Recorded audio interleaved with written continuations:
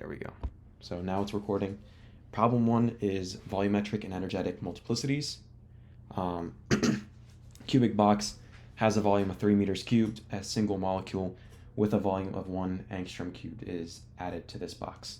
Part A says find the multiplicity, the volumetric multiplicity of the macrostate having 1 molecule in the box. Recall that we can think of this as the number of locations that the molecule can occupy.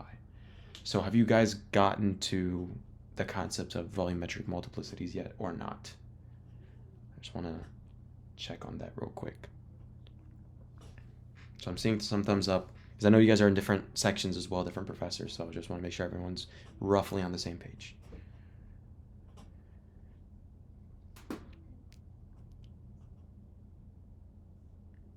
Okay, fair enough. I see a lot of yeses, and a lot of thumbs up.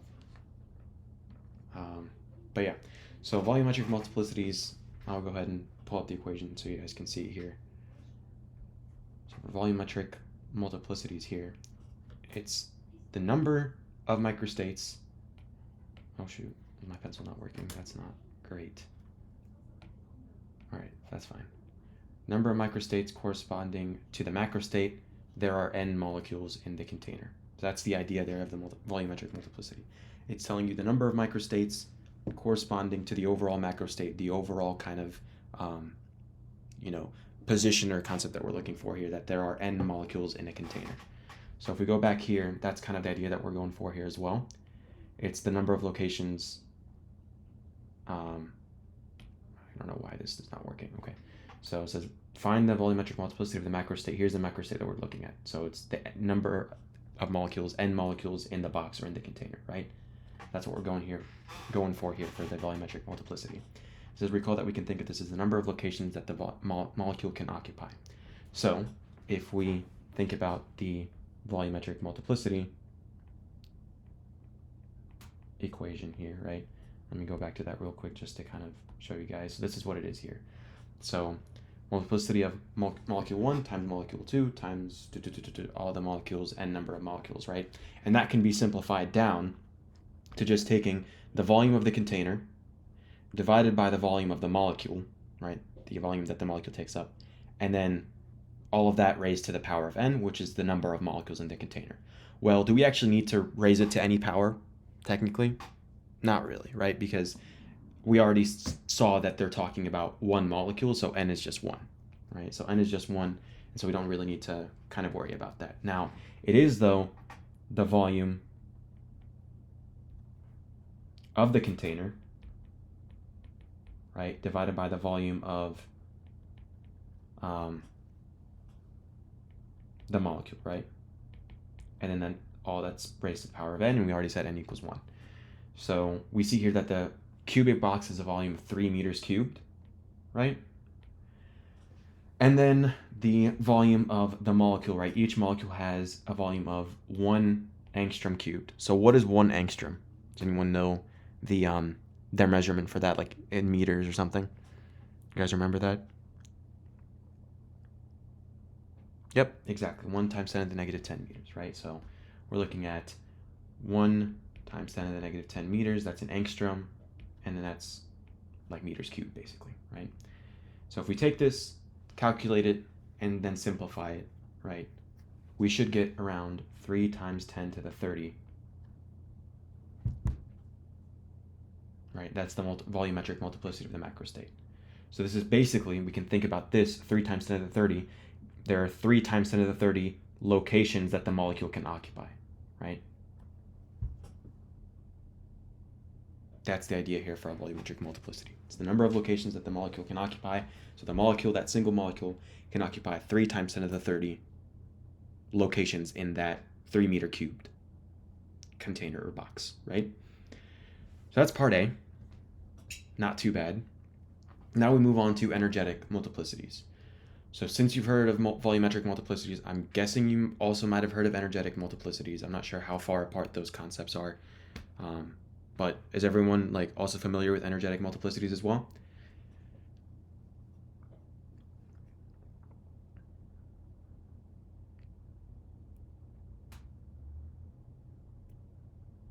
Or not so much?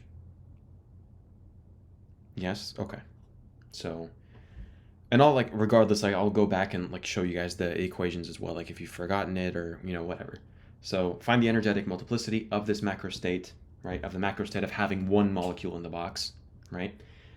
If the molecule has 5 quadratic degrees of freedom and an energy equal to 6 energy blocks. So degrees of freedom, right? And in this unit we're labeling them as F, and obviously in the last unit as well we labeled them as F, right? So remember that equation like C F over 2, right? Like da da da da. F right here in these units are gonna stand for your degrees of freedom.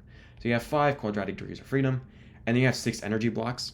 So when we're talking about energy blocks, like that's literally how they're gonna reference everything. Like even on the exams, they'll tell you like energy blocks and stuff like that, and that's really just your Q value for these equations, right? So your Q is 6, like your Q total, right? Your Q, here, let me pull it up. So for energetic multiplicities, I think that's the total, my bad. So I think, yeah, volumetric actually comes after energetic. Okay, so we're good. Did I miss it somewhere? I think I might have. Yeah, here it is. It's not labeled in yellow as usual, but this is the energetic multiplicity right here, right? So it is the number of microstates, right? Number of microstates corresponding to one specific macrostate, and that macrostate is the object contains Q total energy blocks, right? So it's the number of states, little microstates, right? Individual like ways that you can obtain an overall state of a whole macro state of the object contains Q total energy blocks, right? And we can figure that out instead of just taking like, okay, each microstate, right, pretty much, and then multiplying them together, or each multiplicity, right? Because, you know, multiplicities will multiply. And so instead of taking energy block 1 times energy block 2, energy block 3 total, right, you can kind of simplify it down to where it's just your degrees of freedom, your total degrees of freedom, right? Not your average degrees of freedom, your total degrees of freedom. So if, for example, if they said, you know, if we're dealing with one molecule and that molecule has those 5 degrees of freedom, right, then you just put your F total as 5. But if they told you we have 1 mole of that substance, well, then you need to figure out how many particles or molecules, essentially, right, by multiplying by Avogadro's number. And then from there, you can multiply by the degrees of freedom per molecule to get the total number of degrees of freedom. So let's say if you had like 5 moles, right? Well, 1 mole is Avogadro's number, right, of molecules. And then each molecule, per molecule, right, for every molecule, it's 5 degrees of freedom, for example, right? And that'll give you the total F total degrees of freedom in the entire like substance, right? And then you raise that to the total number of energy blocks that you have, right? So that's what we're kind of doing here, right? Except that, like we said, we're just dealing with one molecule in the box at a time. So if we're taking our F total, right,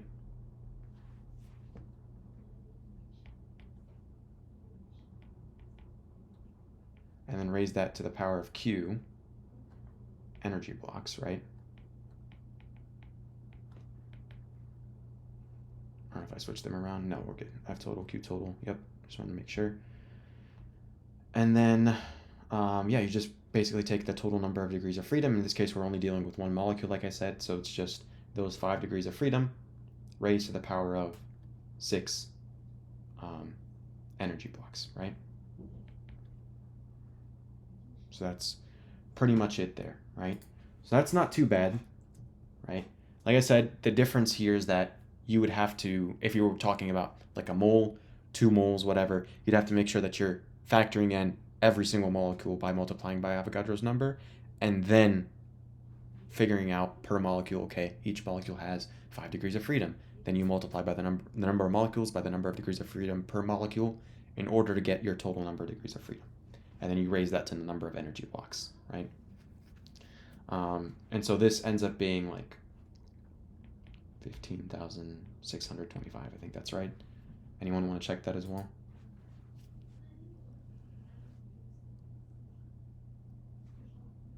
Yep. Okay. Cool.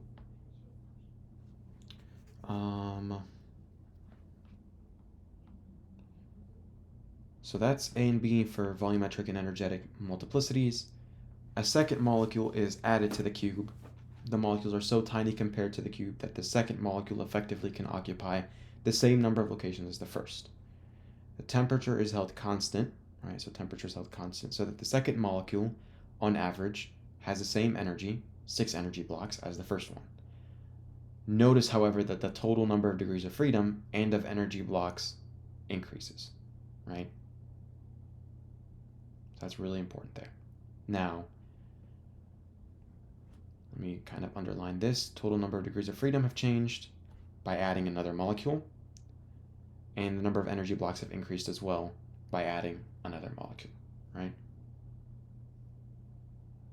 Now, part C, what is the volumetric multiplicity of the macro state having 2 molecules in the box, right? So, volumetric multiplicity of having 2, right? Well, remember what we said about, I don't know why my pointer is just not working today. This is basically what we're looking at here, right? I hate that. Okay. Volumetric multiplicity of 1, right? 1 molecule, we just said it was the volume of the container divided by the volume of the molecule. Take that whole thing, raise to the number of molecules that you have, right? So in the first example, we only had 1 molecule, so we just raised it to the power of 1. So we're essentially repeating part A, but now we have 2 molecules that we're dealing with, right? So we raise it to the power of 2. So what you can do is kind of repeat what's going on here, right? And then just raise it to the power of 2. Or alternatively, which is kind of easier, you can just take this number and then raise it to the power of 2. It's less work to do on the calculator as well, right? But let me write it out the long way just so you guys can see what's going on there as well. So once again, it's the volume of the container, right? Volume of the container divided by the volume of the molecule. And then that's raised to the power of, let me actually erase that real quick. That's raised to the power of n, which is 2, because we're dealing with 2 molecules now. And so we had 3 meters cubed divided by 1 times 10 to the negative 10, right? And then that's meters cubed as well.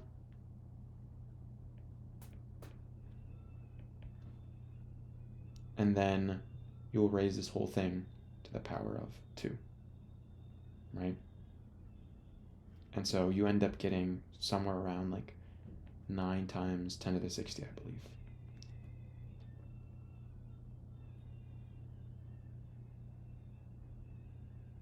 And by the way, when I'm saying 1 times 10 to the negative 10 meters and I'm cubing it, I'm not just saying that it's meters cubed, okay, then you just divide by 1 times 10 to the negative 10.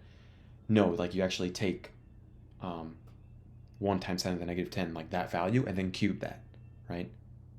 So we're not just tacking on a meters cubed at the end. You're actually taking the angstrom value, 1 times 10 to the negative 10, and cubing it, by the way. So 3 meters cubed divided by 1 times 10 to the negative 10. That 1 times 10 to the negative 10, you cube it. Whatever answer you get for that fraction there, take that whole thing, square it, and then that's how you can get 9 times 10 to the 60. Or, like I said, you can just simply take your answer from part A and square it. Because if you square this, right, 3 squared is 9, 10 to the 30 squared is 10 to the 60, right? So that's where we get 9 times 10 to the 60 right there. But that's part C as well. Any other questions about part C?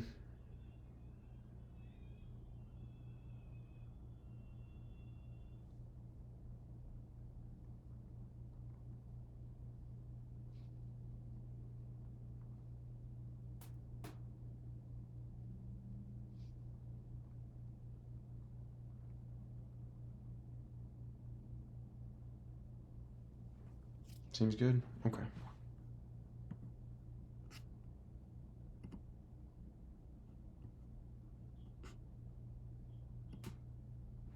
All right. Part D, what is the energetic multiplicity of the macro state having 2 molecules in the box, right? Well, remember what we said about energetic multiplicity. It was dependent on the total number of degrees of freedom raised to the total number of energy blocks, right? Well, if we were just looking at 1 molecule, you just take the degrees of freedom in 1 molecule raised to the number of energy blocks in 1 molecule. But what do we have here? We have 2 molecules, right? So what can we expect for the total number of degrees of freedom for 2 molecules? What do you think it should be?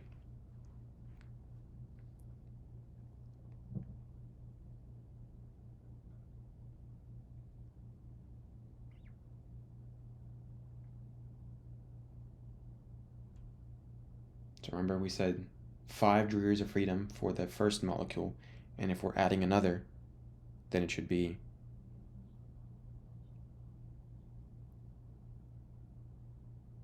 10. Yep, exactly.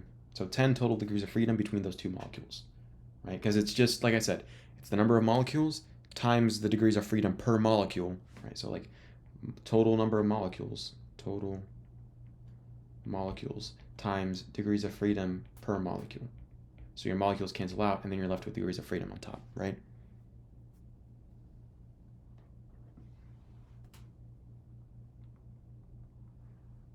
So, in that case, yep, exactly, we have 10.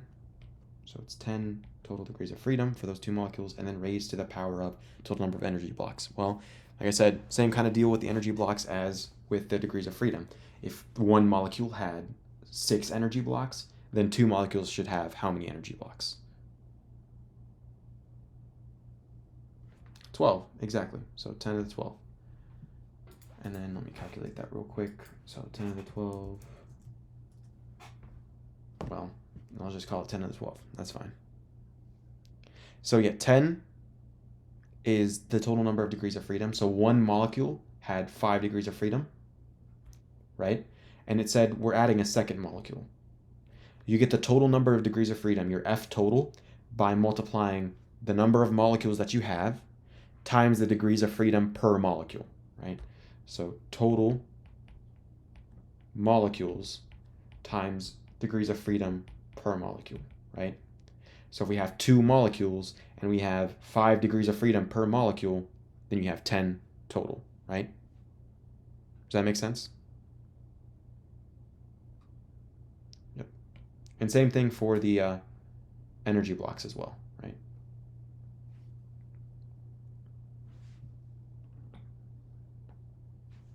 So 10 to 12, I mean, there's no point in like writing that many zeros. So you just, 1 times 10 to the 12 is your energetic multiplicity there. So not too bad.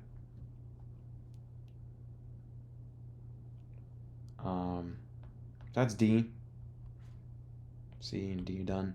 Now I think E is the final part for problem 1. Okay, so it says the gas in the box is 1/2 mole of carbon dioxide, right? So you can already tell, like I've already kind of talked about this earlier. So we were dealing with just individual molecules before. Now we're starting to deal with moles of these molecules, right? So we have 1/2 mole of carbon dioxide. There are 13 degrees of freedom per molecule, right? So 13 degrees of freedom per molecule. And we have 1/2 mole of this substance. Assume that each molecule has, on average, 6 energy blocks, right? 6 energy blocks on average. Determine the total multiplicity, both volumetric and energetic, and then the total entropy of the gas, right? Total entropy of the gas. Well, kind of complex, right? First of all, we can kind of work backwards, right? I think that's the best way to kind of do things with these problems. You want to figure out what they want from you at the end, and then how we can get there, basically, right? So they want you to determine the total multiplicity and the total entropy of the gas, right? So let's start with the last thing here. We're talking about the total entropy of the gas. S total, right? That's what they're looking for at the very end. Well, S total is dependent on this equation right here. Let me pull it up. I don't know if you guys have seen it or not.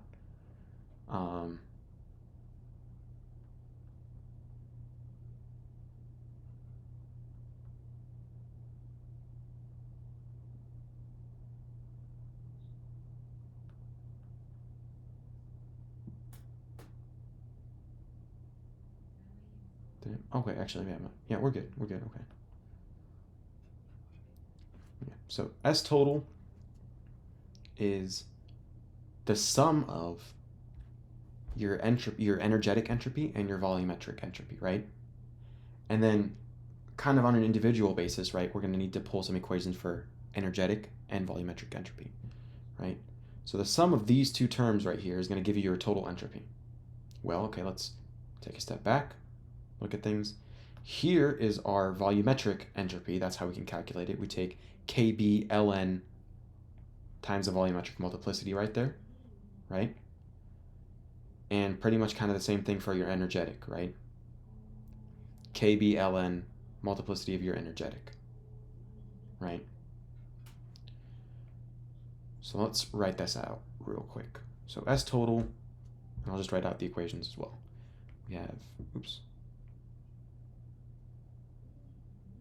KB ln, we'll say the volumetric multiplicity, right? Plus KB ln energetic multiplicity, right? And then we got to expand this stuff, right? KB is constant on either end, that's fine. But we got to figure out how we can look at this volumetric and energetic multiplicity here, how we can calculate them out. So we've already done that for the past couple of parts, right? We already figured out how to calculate volumetric multiplicity and energetic multiplicity. Now it's time to kind of take it on a larger scale. We did it for one molecule, we did it for two molecules. Now we're doing it for half a mole of molecules, right? So you just take, let's look at here, let me just kind of write things off to the side here. So KB ln, oops, that is not, that's an H. KB and then ln of the volumetric multiplicity, right? We said the volumetric multiplicity is the volume of the container divided by the volume of the molecule raised to the number of molecules that we have, right? Now, we already kind of got this part right here, right? This is the volume of the container, 3 meters cubed, and the volume of the molecule, 1 times 10 to the negative 10 meters, and then that whole thing cubed right there. And then we just raise it to the number of molecules, right? That's how we can get our volumetric multiplicity. That's not too bad. So it's ln of, let me actually, you know what, I'll do like brackets on the outside just to kind of clear things up here. So it's ln of that 3 meter cubed divided by 1 times 10 to the negative 10. And you're taking that 1 times 10 to the negative 10 and cubing it, right? This is meters, by the way. And then this whole thing right here, this 3 meters cubed divided by 1 times 10 to the negative 10 cubed. And then you actually, it's kind of complex, like this is what I'm saying. So you take that whole thing and raise it to the power of the number of molecules. How can we get the number of molecules here?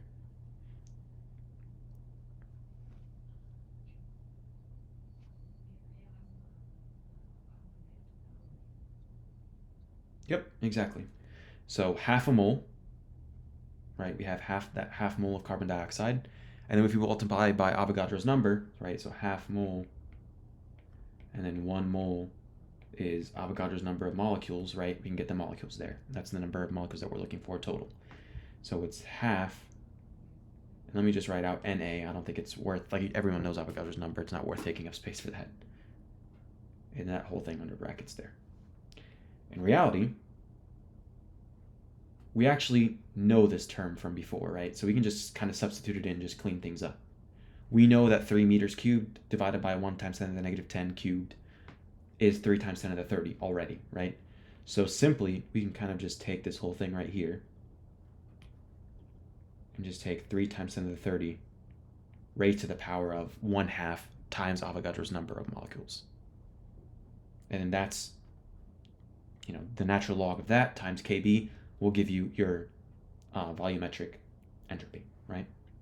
Now, for your energetic entropy, things get a little bit more complicated. And the reason why is that since we have half a mole of this substance now, remember what changed for part D. Since we added just one other molecule, our degrees of freedom changed and our energy blocks changed, right? So that's an issue that we have to count for. So it's KB ln, and we have to find out this energetic multiplicity now, right? So it's F total. We know that it's F total raised to the power of Q total energy blocks, right? Where F total is the total number of degrees of freedom, and Q total is the total number of energy blocks, right? How can we figure out the total number of degrees of freedom? Let's tackle that first, right? We know that there are 13 degrees of freedom per molecule, right? Every molecule has 13 degrees of freedom, but we're dealing with half a mole of these molecules. So how can we get F total?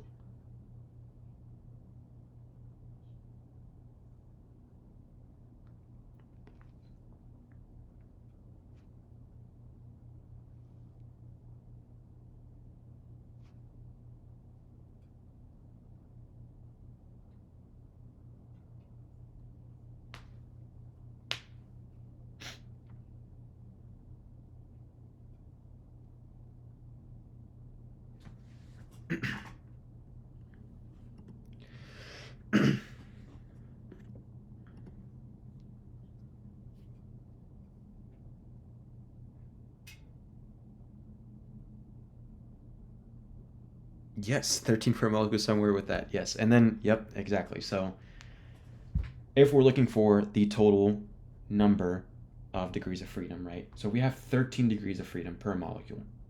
13 Fs. 13 Fs per molecule, right? Well, how many Fs are there total? Well, if we can figure out somehow our total number of molecules we cancel out with molecules, and then we can get our total number of Fs, total number of degrees of freedom, right? Well, we can get our total number of molecules by taking the molar amount, right? And then multiply that by Avogadro's number. So if we have 1/2 mole of carbon dioxide, 1 mole times Avogadro's number, Na is Avogadro's number, right? That'll give us the total number of molecules, and then we can take that, we can take that number of molecules, and we know that in every molecule there are 13 Fs, 13 degrees of freedom. And that'll give us the total number of degrees of freedom total, right? So 1/2 times Na times 13 Fs per molecule, right? 13 degrees of freedom per molecule. So 13 divided by 2, 13 times 1/2 is 6.5, right? And then just for the sake of not taking up space, and everyone knows Avogadro's number at this point. If not, it's 6.022 times 10 to the 23rd molecules. So it's 6.5 Na. So we did 13 divided by 2, right? 13 times 1/2, and then multiplied by Avogadro's number. So 6.5 Na, that's our total number of degrees of freedom. How can we get the total number of energy blocks? Similar deal here.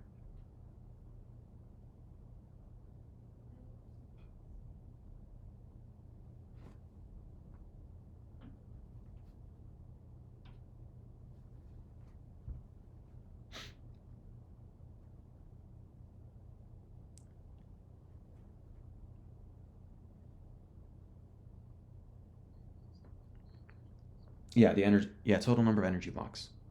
Yep, so I see multiply by number of total molecules. Excellent. So we have those total number of molecules, and then each molecule has 6 energy blocks. So we take 6 energy blocks, right? 6 energy blocks divided by molecules, right? So this is 6 energy blocks per molecule, and then we multiply by the total number of molecules. And that can get us the total number of energy blocks, right? So that's 6 times 1/2 times Avogadro's number, right?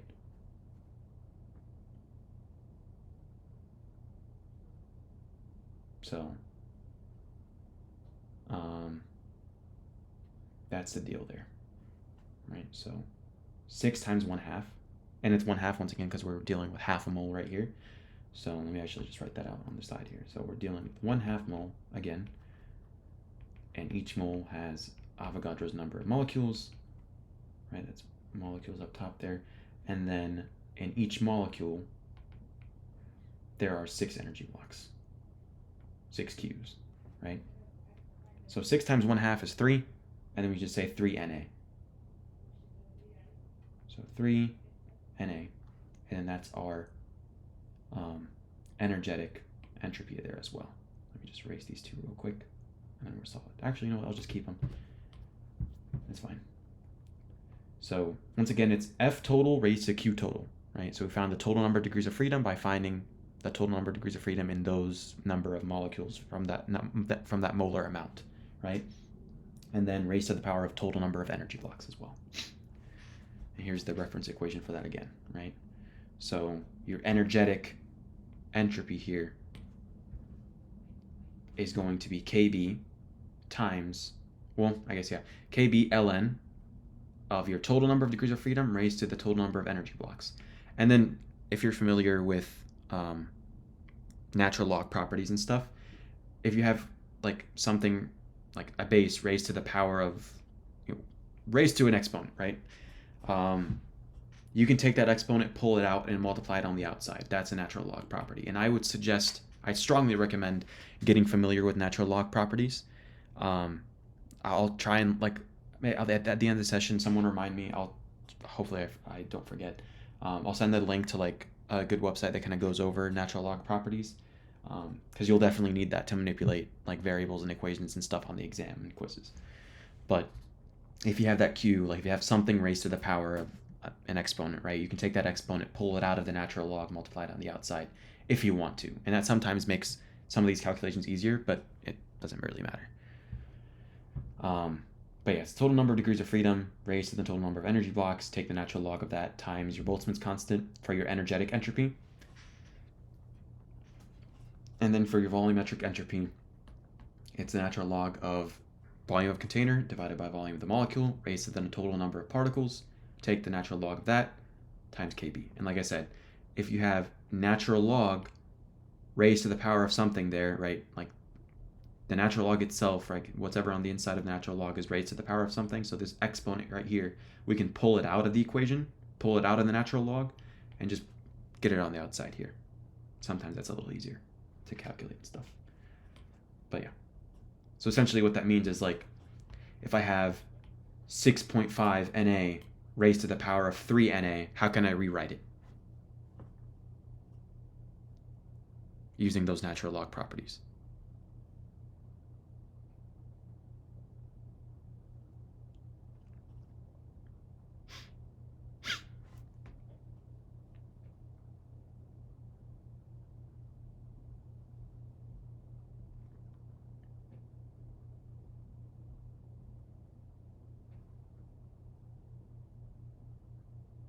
Yep, exactly. You just take 3 Na on the outside, Kb ln 6.5 Na, and that's it.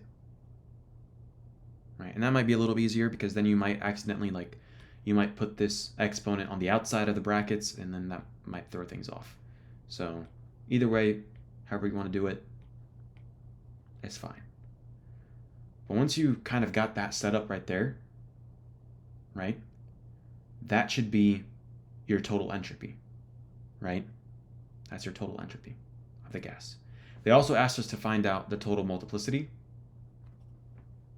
And the total multiplicity, remember, that's another equation here as well. And that's just simply adding up the multiplicity, or my bad, I think it's multiplying. Let me pull it up here just to check.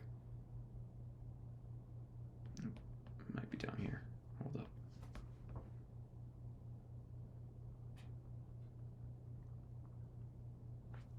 Yeah, it's multiplying. I just want to make sure. So you multiply it because multiplicity is multiply. Yeah, multiplicity is the omega. So take your energetic multiplicity times your volumetric multiplicity, and then you get your total, right? So if we're doing that, how can we get our omega total? How can we get our total multiplicity?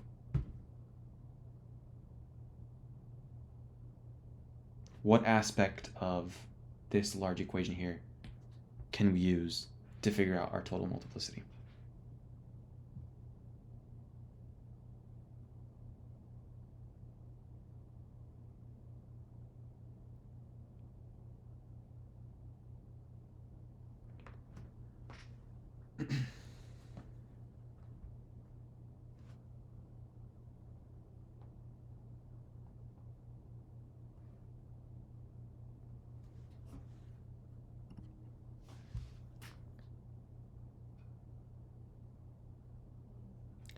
Well, it's not just the number of total energy blocks, right? Like, remember the total multiplicity here is your energetic multiplicity times your volumetric multiplicity.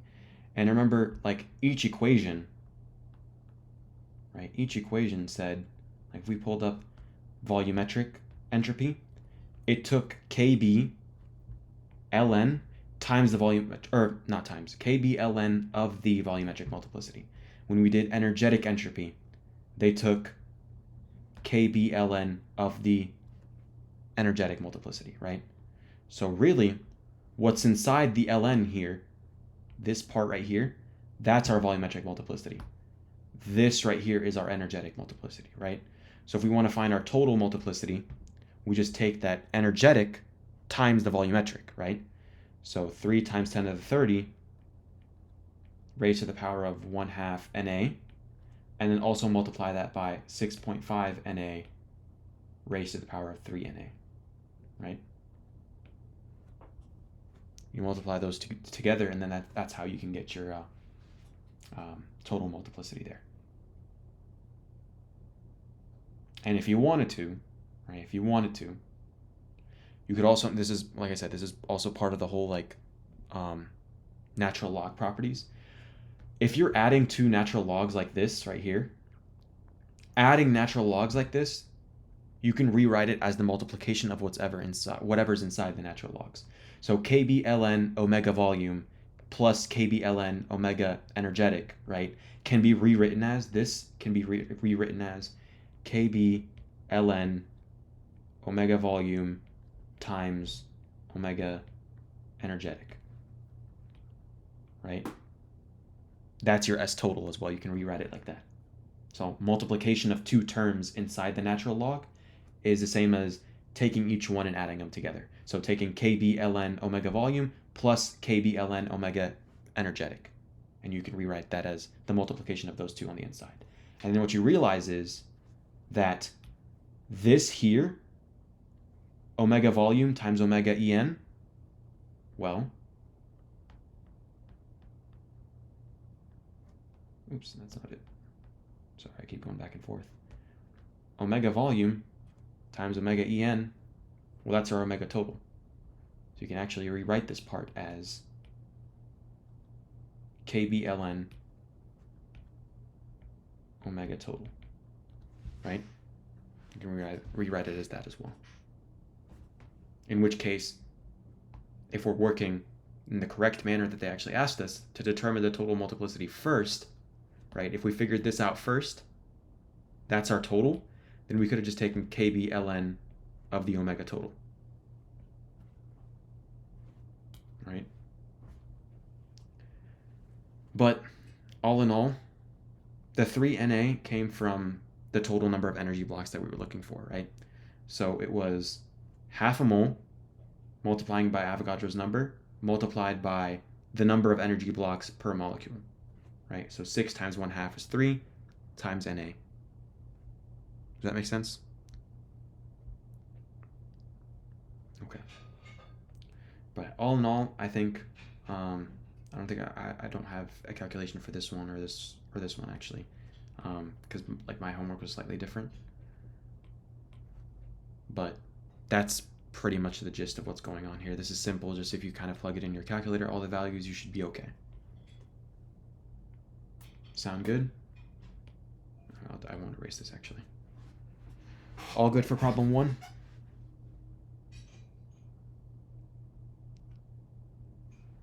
Cool.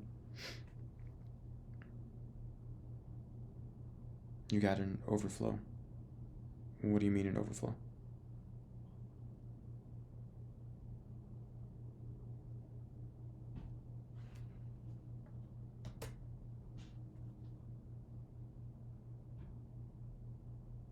Oh, like on your calculator. I was so confused. I thought you were like say I was really worried that the Discord somehow had overflowed.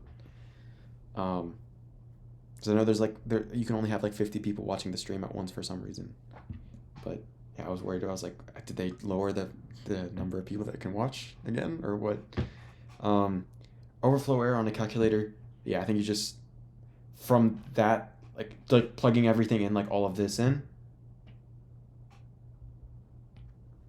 at a time. Yeah, I would recommend that if you're getting an overflow error like that, which is entirely possible, I would just take it like each step at a time. So figure out like this stuff and then add it to this stuff separately. I think hopefully that should fix it.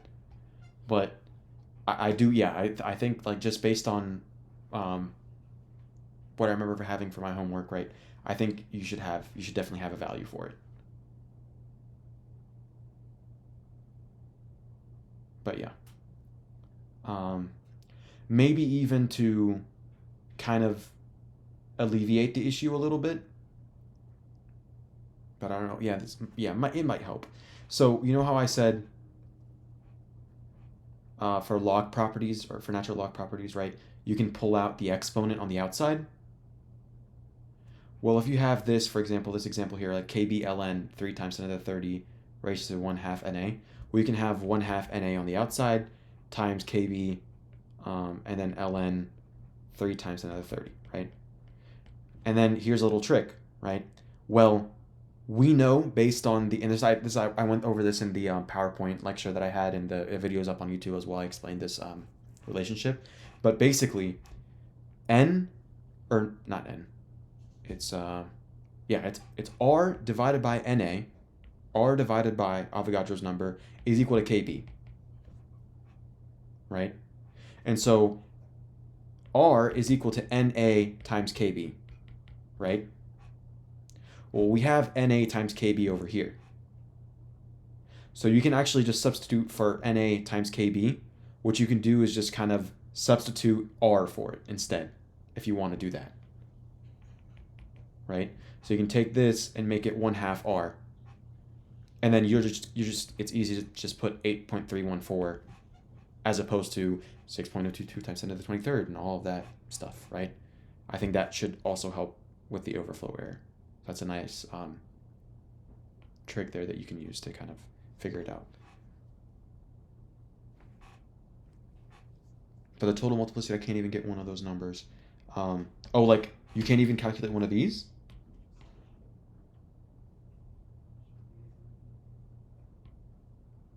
Really, that's insane. R is equal to, so R divided by NA, R divided by Avogadro's number, is equal to KB. And so NA times KB, wherever you see NA times KB, you can substitute it for R, or you can substitute R for it. Yeah, so it's not R is equal to KB ln, it's R is equal to KB times NA. And so you can substitute, like if I pulled out, like I said, with the natural log properties, I have this KB ln of this whole mess right here, right? Now if I take 1/2 NA, knowing that natural log properties, I can take the exponent and pull it to the outside, right? Then if I have 1/2 NA on the outside, 1/2 NA times KB, this NA times KB, I can substitute it for R. Or I can substitute R for it, my bad. Does that make sense?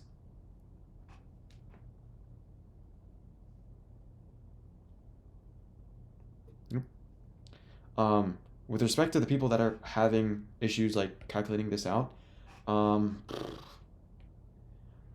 mean, I don't like mean to like roast your calculators, but like, what kind of calculators are you guys have? Like, do you guys have like smaller like scientific calculators? Because I know those will often have issues with like the overflow error and whatnot. Oh, TI-84 should be able to handle that. And Inspire should very well be able to handle that. I used to have one of those. I didn't like the button, so I returned it. The buttons like aren't like mushy, and that's not optimal for calculating things fast. At least for me, I never got used to it. You know what? Let me go grab a calculator or something real quick to help. Oh, your Inspire overflowed. Well, all right. Let me just figure out what's going on here. Give me 1 second.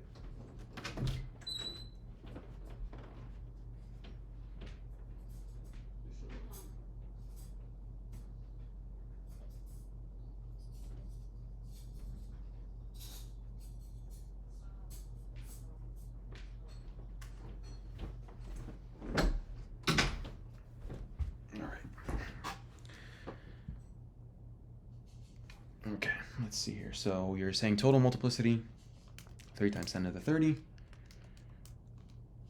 And then raised to the 1/2, oops, 3 times 10 to the 30. 1/2 times 6.022 times 10 to the 23rd. Oh, I got an overflow error too. Sweet. Okay. Maybe I was overestimating these calculators. All right, well, what's a nice, easier way of doing this? Okay, let's see here. I think you would be fine probably leaving the total multiplicity as is, not actually calculating the whole thing out. That's fine. And then I'm wondering if you do the little trick that I taught you guys, if you take the NA times KB and make that as an R on the outside. So like take this thing and make it R, so 1/2 R ln. So essentially like rewrite this as 1/2 R ln of 3 times 10 to the 30, and then plus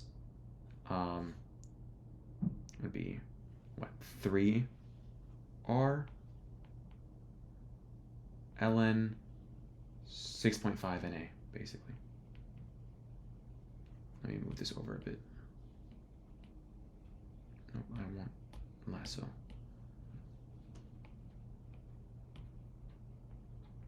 I'm hoping that kind of fixes things. So 1/2 times 8.314, and then ln of that,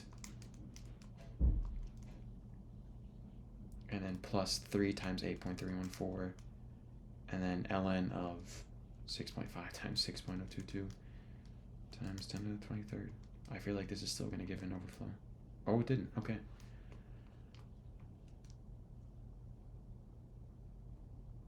Yeah, I got somewhere around 1704.105, and that's joules per Kelvin for your entropy. I think that's about right.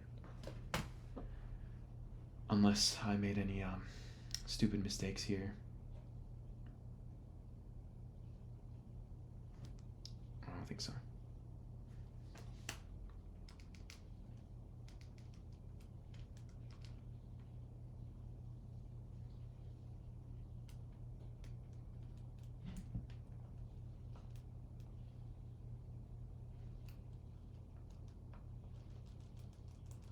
I'm just double checking, by the way, just give me a sec. Yeah, well, good thing I taught you the like little art trick thing. Hopefully that'll help. Yeah, so 3 NAKB, 3 RLN, yep. Okay, yeah, we're solid. Yep. Okay, we're good.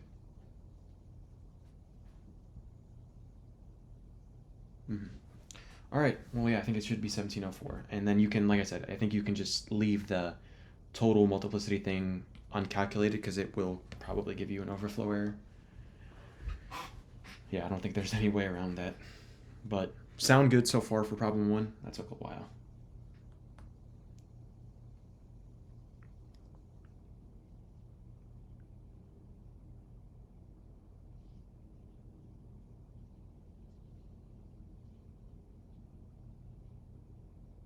Nope. Yes. Yes. Okay. Problem 2 is filthy. It's only parts A and B, but like A 1 through 4 and B 1 through 3. So problem 2, entropy changes in free expansion and mixing. An isolated box has a partition dividing it into 2 equal parts, each with a volume V. Initially, there are a total of n gas molecules all in the right-hand partition of the box. An opening is made on the partition. So we have all these molecules. They're separated by this little membrane thing here, right? There's partition. And then certain number of molecules on the right. They're all on the right, nothing on the left. And then all of a sudden we open that membrane, and allow the gas molecules to effuse, right? So question 1 is asking us what property, N, particles, U, internal energy, etc., of the gas is changing as the gas expands into the left partition.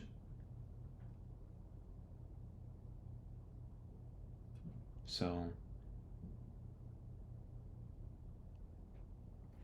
for those properties, right, and we're talking about N, U, right, other properties that we could be considering, right,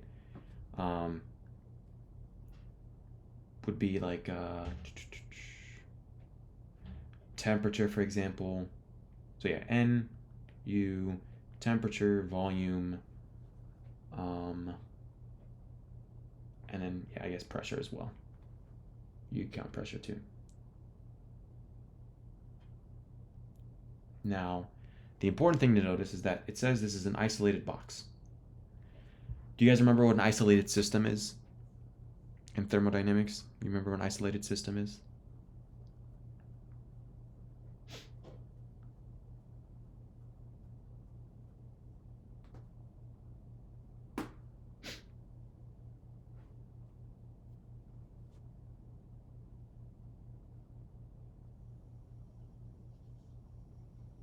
Excellent, yeah, so no heat exchange, right? So it cannot exchange energy with the between the system and the environment, right? And it also cannot exchange matter, right? So it cannot physically like exchange particles, and it cannot exchange energy, right? So there's isolated system, there's open system, there's closed system, right? I think those are the three, right? Isolated, open, and closed. Yeah. So isolated system is where you can't. So isolated is no matter, you cannot exchange like physical particles and stuff, and no energy can be exchanged either. Closed is you can exchange energy, but you can't exchange matter. And then open is well, you can exchange everything. Exchange matter and energy, right? So that's an example of an open system would be like a pot of boiling water. You're exchanging like water particles with the atmosphere, right, around it, or the environment around you, as well as exchanging energy, right? So in this case, since it's an isolated box, if we're not exchanging matter, right, what would be like which variable kind of describes or would be related to matter here? Remember matter as in like just like things. Anything that has mass and takes up space.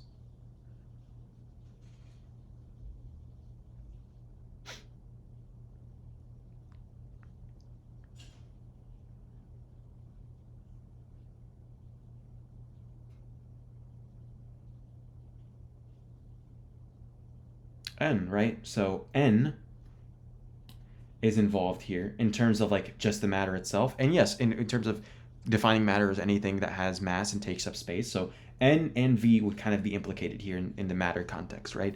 Let's tackle N first. Just by opening up the membrane like that, are we changing the number of particles? And by the definition of an isolated system, if we're not able to exchange matter, if we're not able to exchange things, quote unquote, right? Should N change? No, right? So N doesn't change,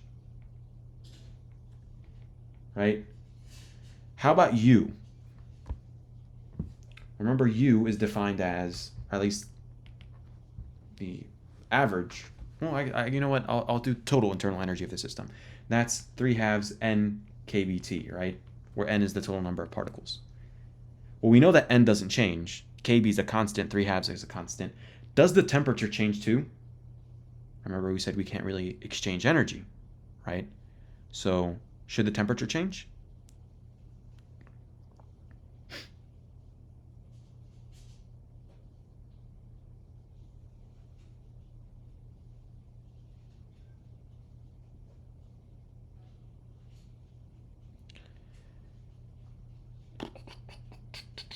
Shouldn't, right? So if particles don't change, temperature doesn't change, and that's what internal energy is based on, then we can also say U doesn't change. And then by extension, temperature doesn't change, right? Well, let's go back to that matter idea, right? So we said that, number of particles and the volume are implicated. So we said that this, and this don't change. Well, if we're opening up the membrane, if we had this amount of volume to work with, and now all of a sudden we have this amount of volume to work with, so it makes sense that volume has to change, right? That would be the only thing that would be changing in this case, right? Along with technically the pressure, right? Now, I would probably venture to say that we can't necessarily say for sure yet something about the pressure.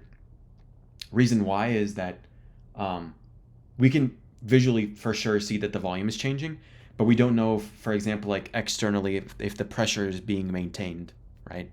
So I would just recommend to say that the volume is the only thing that is changing.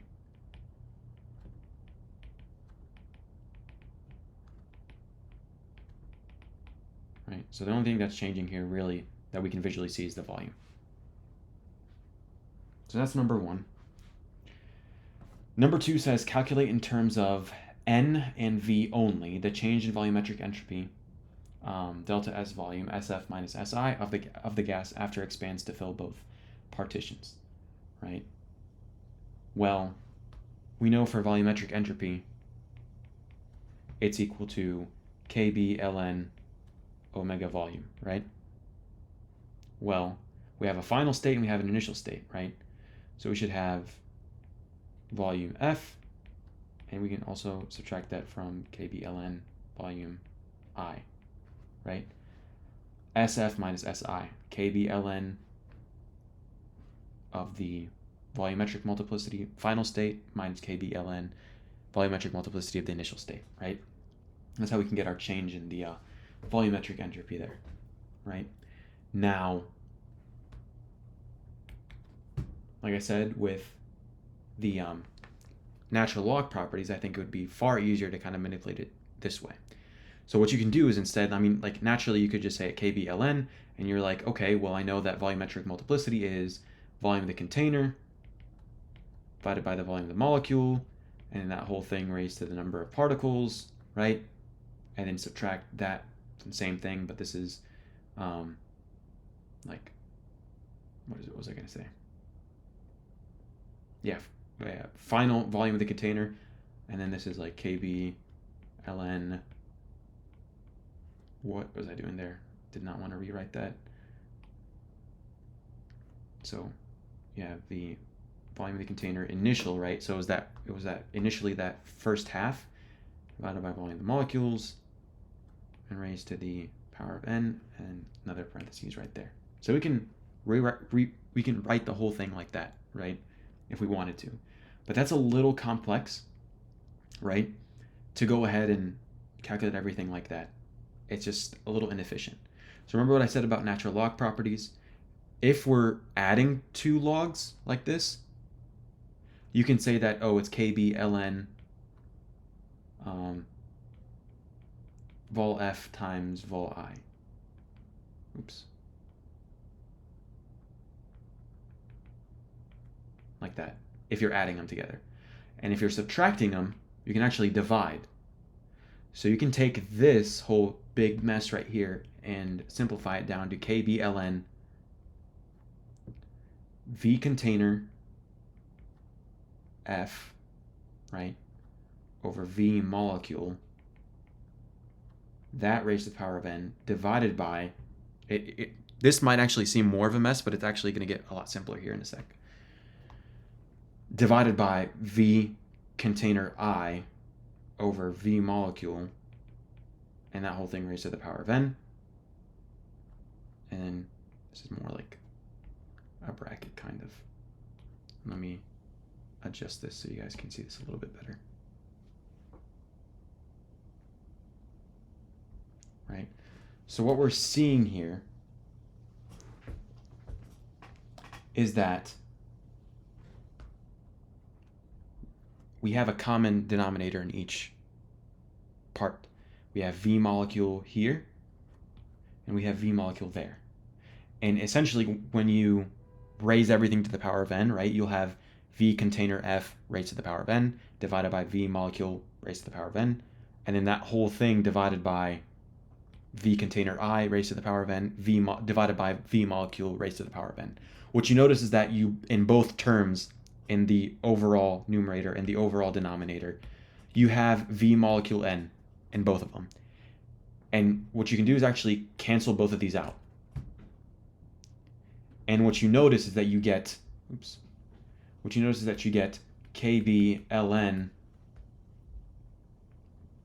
V container F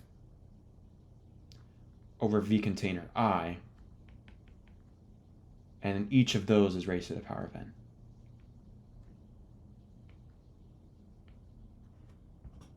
Right? Because remember, like I said, this, if we were to grab this whole thing and kind of write it out, we should see that it's V container n over V molecule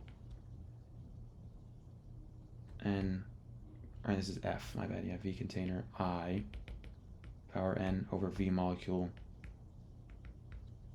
raised to the power of n. And so these two will cancel out, and then you're left with V cont F n, V cont I n, right? And so that's basically the same thing here. If you take each of these terms raised to the power of n, you're going to get V container F raised to the power of n divided by V container I raised to the power of n. And then finally, right, the reason why I said this is a little bit simpler is that, okay, well, if these two are equal, they said that each like side is equal parts, right? Then if this is VI and this whole thing is VF, then how can we relate the two? VF should be what compared to VI? How many times bigger is it if they're exactly equal? It's twice as big, right? So VF is equal to 2 times VI. Well, if V container F is twice as big as V container I, we can rewrite V container F as this. We can say that it's KB ln, and then V container F is essentially 2VI. And so 2VI over VI will just give you 2. And then that's just 2 raised to the power of n at that point. Like I said, once again, with your log properties, if you have this exponent, you can pull it out to the outside. And so you can further rewrite it as n KB ln 2.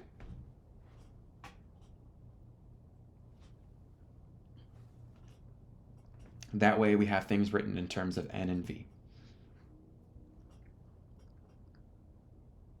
Sound good?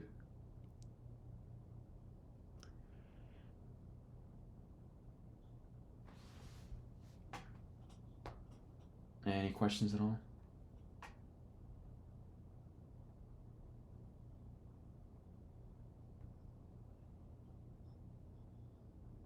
Yep.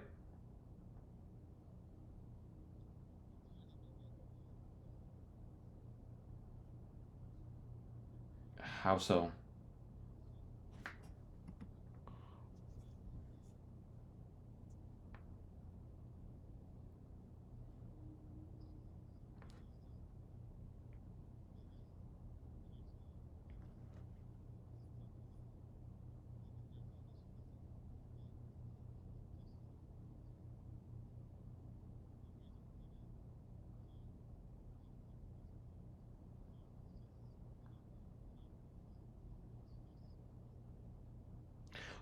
Well, it's not degrees of freedom, remember.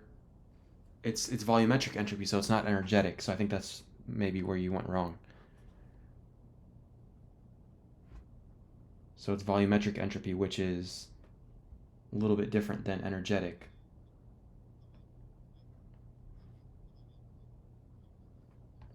Oh, I see. No, you're good. No worries. Yeah, we're going to get to part 3 here in a sec. In fact, I think... Let me see here. Yeah, no, you're absolutely right. If you're saying that you got ln1, you're right. Yep. For part 3, you're absolutely right. So you're on the right track for 3 as well. So that's excellent. That's there for number 2. Is everyone good on number 2, by the way?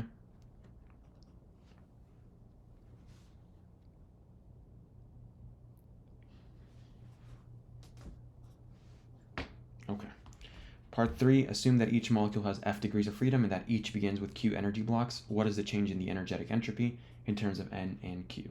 What is the total change in entropy of the gas?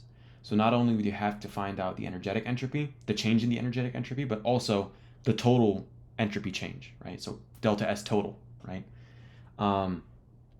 For the first part, the change in the energetic entropy, that's delta Sn, right? That's SF, SF, wow, I wrote F again, my bad. SF minus Si, there we go. So that's KB ln F minus KB ln I, right? And like I said, we can rewrite it kind of in a similar way, that we're dividing the multiplicities, right? So we can say that we have KB ln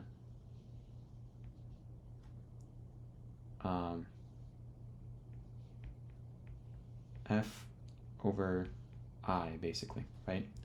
Well, we know that the energetic multiplicity is dependent on the total number of degrees of freedom raised to the power of total number of energy blocks, right? Well, either of those values, remember in the last problem, they're dependent on the number of molecules. Has the number of molecules changed?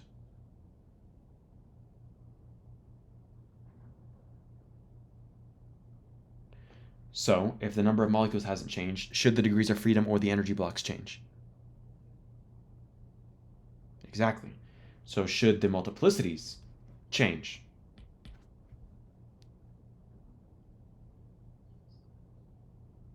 No.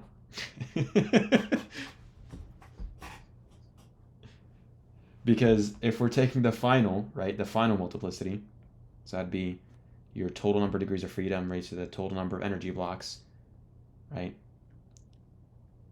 Your total number of degrees of freedom raised to the power of the total number of energy blocks. Well, if F and Q are both dependent on the number of molecules, if the molecules haven't changed, F and Q won't change. Thus, what's on top is the same as on the bottom. So this cancels out to be 1, basically, right? And ln of 1 is just 0. This whole thing goes to 0. So your change in the entropy, in the energetic entropy, should be 0. Now, how about the total change in entropy? Well, that's based on the reading here, right? That's actually equal to the sum of the energetic entropy and the volumetric entropy, right? So if the energetic entropy is 0, then your total change in entropy should simply be equal to the volumetric entropy, which is the nkb ln 2. So your total should just be nkb ln 2. Make sense?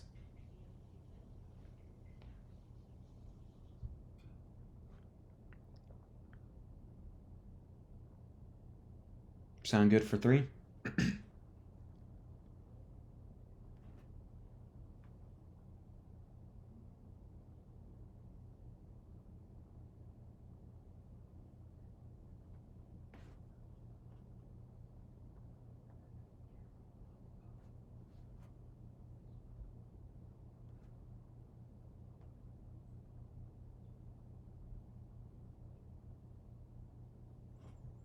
Cool.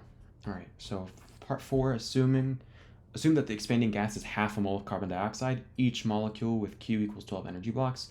Find the change in entropy of the gas. This right here is irrelevant because we already know that, what was I going to say?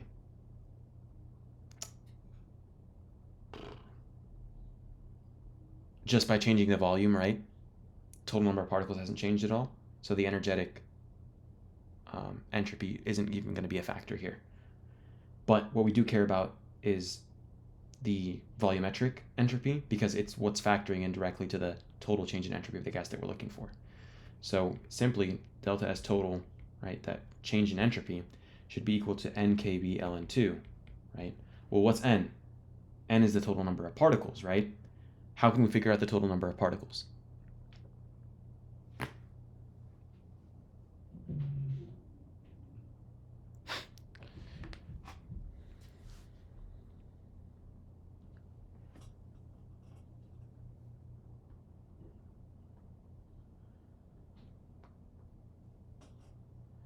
Yep, 0.5 times the Avogadro's number, so it's half a mole.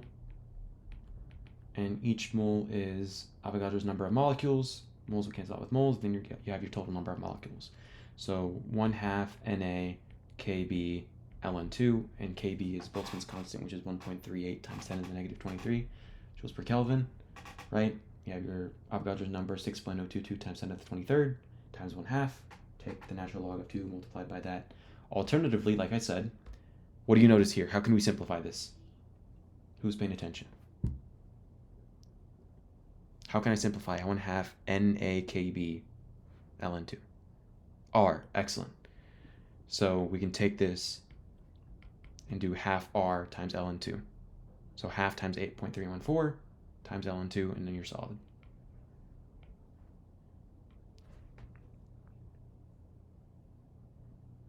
By the way, here's a good thing to know. I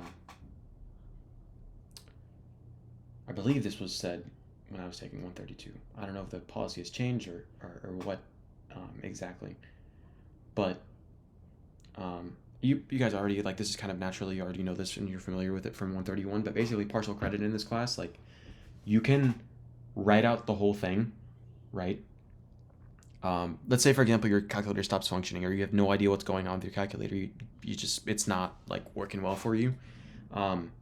What you can do is actually write out your entire calculations, all your equations and stuff like that, and not have the answer down, and still get pretty much almost all the points. As long as you have your work, looking good, right?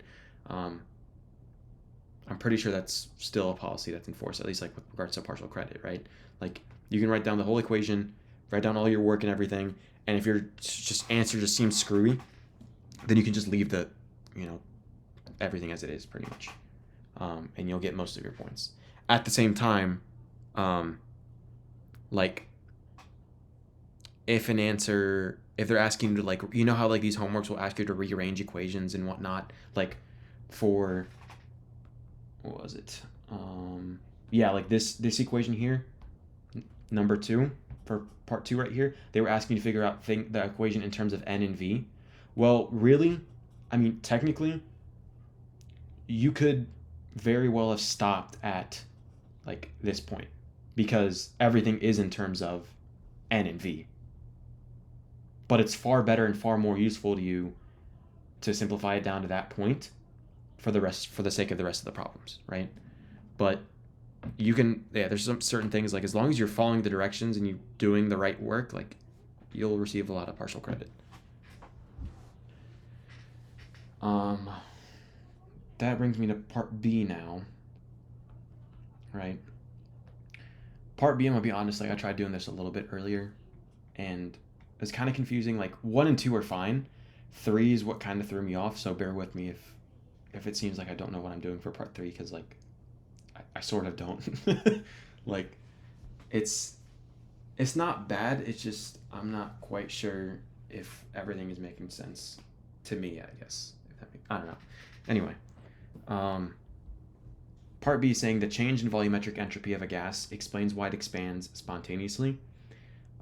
Similarly, the increase in entropy due to the mixing of 2 or more different gases explains why such a process occurs spontaneously. Here you'll consider the mixing of 2 distinct ideal gases, N1 and N2 here, right? And then the final mixture has a number n of particles in a volume V. The 2 gases start at the same pressure and temperature, separated by a partition which is then removed. So they were separated by this partition here. Here you have one specific gas that's distinct, another specific gas that's distinct, right? And then they're mixed with each other at the end here, right? But they start off, same pressure, same temperature, all of that, right? Different volumes, obviously. Now, it says the number of particles in each gas is a fraction of n. So N1 is a third of n, and N2 is 2/3 of n. So part 1 asks us to relate the volumes V1 and V2 to the final volume. So they want us to basically calculate V1 over V and V2 over V. That's what they're asking. So V1 over V and V2 over V, right? Well,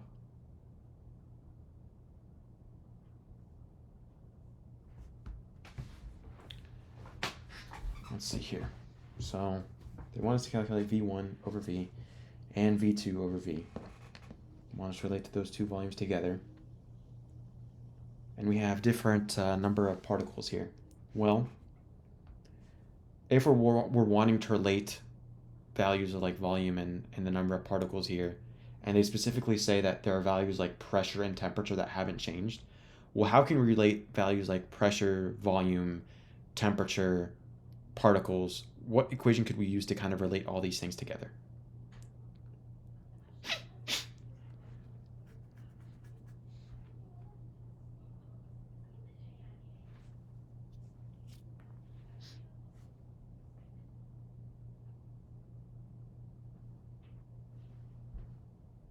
Yep, PV equals nRT, right? And even better, honestly, too, like, I guess it doesn't matter, but PV equals NKBT as well is another one. And that's just a matter of, like, different units and whatnot. But that's excellent, right? And we need this equation. Why? Because we're going to realize here, well, if the temperature is kept the same and the pressure is constant as well, well, in Boltzmann's constant is a constant, right? Then we have volume and the what was I going to say? Volume and the number of particles there on either side, right? So what you can notice too is that essentially, if your pressure is constant, your Kb is constant, your T is constant, right? If you divide over the P to where you get, just want to erase this real quick. This is P, right? Then this effectively is a constant, right? This value over here is a constant. So we then can divide over n as well and realize that V over n, that ratio, the ratio of volume to the number of particles, is a constant value, right? That value is a constant value. And what we're seeing here is that as we remove that partition, the ratio of volume to the number of particles is going to be constant, right? And so that means going from a volume of V1 divided by a number of particles, N1, should have a constant value that's the same as the total volume there of that big container divided by the new number of particles. Those values should be constant because, and they should be equal to each other because Kb is a constant, temperature is a constant, and the pressure remains the same as well, right? Because the pressure and temperature and the Boltzmann's constant don't change, the ratio between your volumes and your number of particles should remain constant even after you remove the partition. So essentially what this means is that V1 over N1, right, your initial volume here divided by the number of particles that you have there, N1, right, that should have a constant NKBT, or my bad, KBT over P value, right? That's going to be the same as this V total, basically, right? And N total. Taking V total divided by N total should give you that same KBT over P constant value, right? That's the idea there. So, going by that ideal gas law, right, and going by the fact that the ratio essentially has to be constant, regardless if we remove the partition or not, then we know that V1 over N1 should be equal to that V total over N total, basically, right? And I think the way that they're saying it here is like for V, instead of saying V total, we can just say V over N, right? So V and N without any subscripts just indicates that it's this V and this N of the total thing, right? So if they're asking us just to figure out V1 over V, then we can kind of rearrange things around, right? Well, we can multiply over the N, right? Multiply over that N1,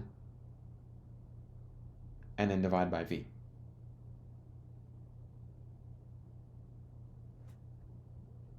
So what that means is that you're going to get V1, right, over V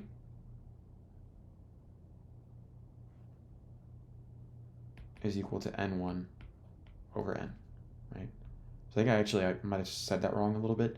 So yeah, you multiply over your N1 so you can get N1 over N, and then you divide over your V so you can get V1 over V, which is exactly what we're looking for. So V1 over V is equal to N1 over N, right? And they told us that N1 is equal to a third of N.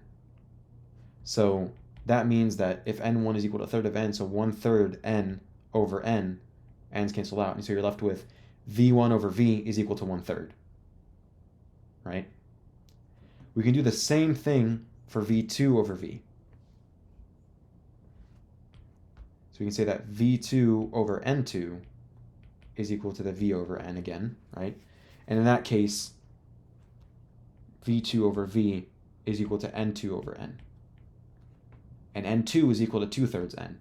So this is 2/3 N over N, in which case V2 over V is equal to 2/3. Does that make sense for one?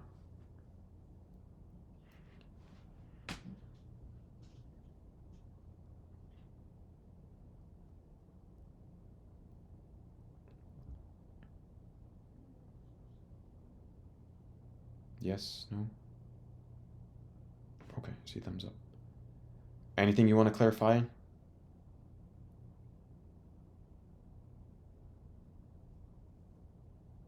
I can go back and re-explain it if you'd like, that's fine.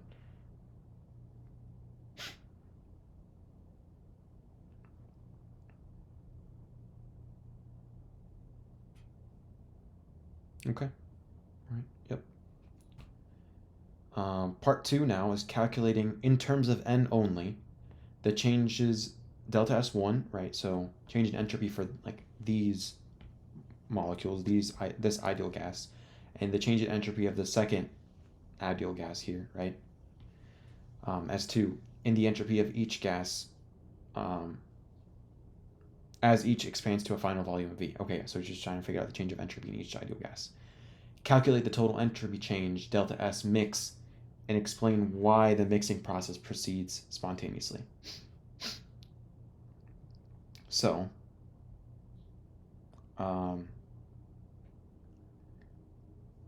S mix will essentially be adding up the entropy of 1 and 2, because you mix them together, right? That makes sense. Now we just have to figure out what delta S1 is and what delta S2 is, and then add them up, and then figure out the delta S mix. So delta S1, right? What was I going to say? So it's KBln. And remember, like, we're not changing, like, I guess, at least for N1, right? And N2 alone, like those two alone, we are not changing the number of molecules, right? N1 doesn't change. Like, you still have whatever, like 10, I don't know how many, I didn't count how many molecules there are. You still have 10 of these squares, for example, right? That doesn't change at all. So going back kind of an earlier part of problem 2, if your number of molecules doesn't change, then what type of entropy shouldn't change?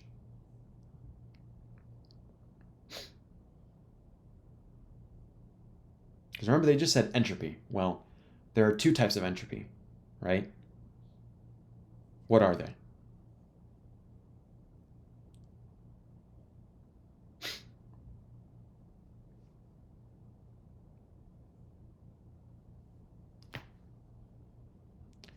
Volumetric and energetic, right? So if the number of molecules hasn't changed, right? Like N1, there's like 10 or something gray squares, right? And you're still left with 10 or something gray squares here. So if the number of molecules for each ideal gas on its own hasn't changed, then what type of entropy shouldn't change either? Volumetric or energetic?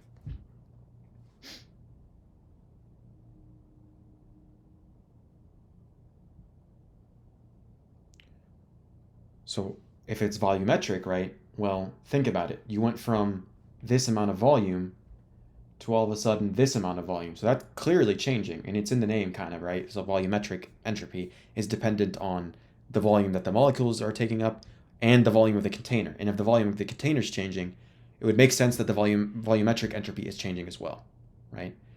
But the energetic entropy is the one that isn't changing. Maybe I don't know if I just spoke or something, but I meant which one doesn't change. That's what I meant. The energetic entropy isn't changing because you're not changing the number of molecules, right? The volumetric is changing because you're expanding the volume that the molecules are, or expanding the volume of the container. Does that make sense?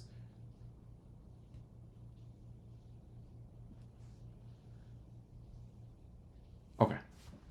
And then therefore, like when we're looking at our entropy changes, we shouldn't have to factor in energetic entropy whatsoever. So we're just interested in the volumetric entropy. So for our volumetric entropy, remember it's KB ln V of container, right? Divided by V of the molecule, basically. And so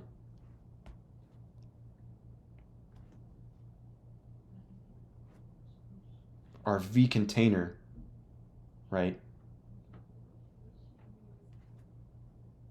We can say that that's the, well, I guess let me kind of think about this for a second.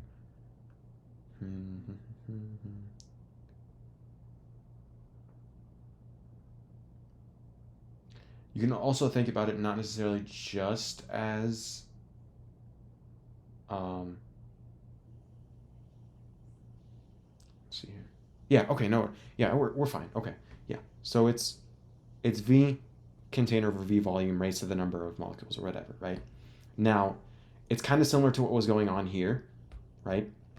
You would take the final container volume, that really big volume, right, divided by the volume of the molecules that are, the volume that the molecules are taking up, which we don't know, raised to the power of n, divided by the initial container volume, which was with that partition, right, divided by the volume that the molecules are taking up, which we don't know, once again, raised to the power of n.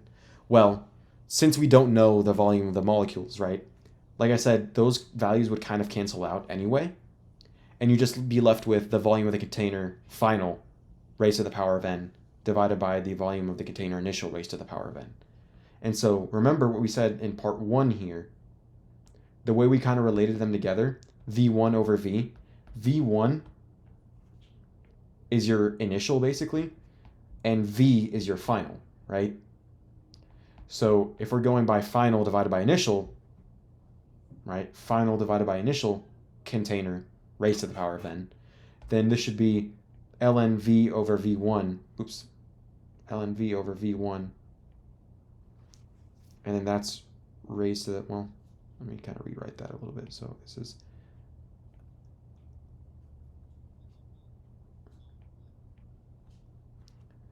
no, because it's the final over the initial, right? So it's, remember what we had, container final over container initial, and your final was V and your initial was V1. Does that make sense?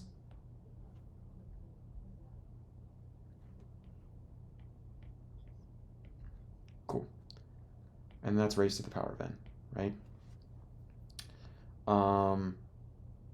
Now, this is n1, by the way, because we're dealing with S1 and we're looking at that first ideal gas there on the left. So we said V1 over V is equal to 1/3. So V over V1 should be equal to what? If V1 over V was 1/3, then V over V1 should be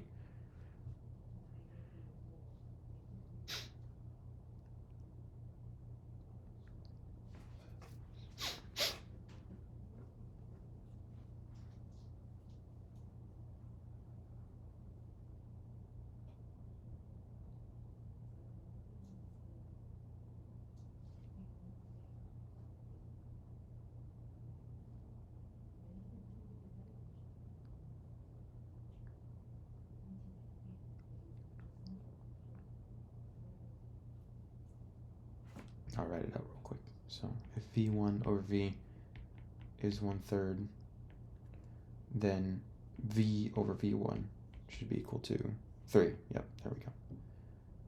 So this is 3 on the inside here, and then raised to the n1 power, right? So we can actually rewrite this as n1 kb ln3, basically. Well, n1, they said it was 1/3 n. So 1/3 n, well, actually, let me, for everyone who's following, I guess, online, n1 kb ln3, and then that's equal to 1/3 n kb ln3, and you're solid on that. Did they state the number of particles? No, it doesn't seem, yeah. So I guess you're just kind of writing things in terms of variables for now. Delta S2 is the same kind of concept here. Once again, kb ln. And instead of saying like v over v1, we'll do v over v2, because we're dealing with the second gas, right? So if v2 over v was 2/3, then v over v2 should be what?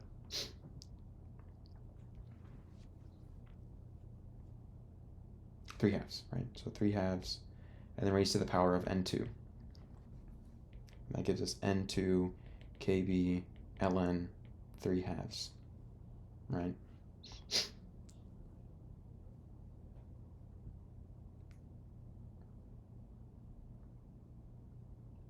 And that's pretty much it. For delta S mix now, they said basically you're just going to add it up, right? Because you mixed them together. You want to find the total entropy. So it's 1/3 n kb ln 3 plus n2 kb ln 3/2, right? Well, they also want to ask, this is basically your final equation here, more or less, right? Because we don't have any values for n. But they want you to explain why the process proceeds spontaneously, right? Well, n, you can't have a negative number of molecules, right? N is positive, for sure. Kb is a constant, it's positive as well, that's for sure. Same thing for n2, and same thing for kb, right?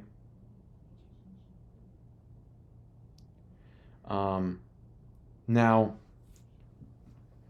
the idea here is that spontaneity for a process, right, is dependent on a couple things, but just in terms of entropy, how can we determine if a process is spontaneous or non-spontaneous? Yep, go ahead, Matthew.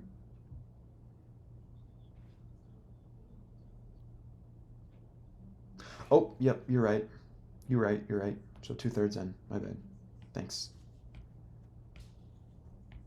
Yep, 2/3 n kb ln 3/2, and this is 2/3. Oops, 2/3 n. Thank you. Yep, there you go. So yeah, how do you determine if a process is spontaneous or non-spontaneous just by looking at the entropy value? You guys remember that from Gen Chem, or you should have gone over it probably in lecture.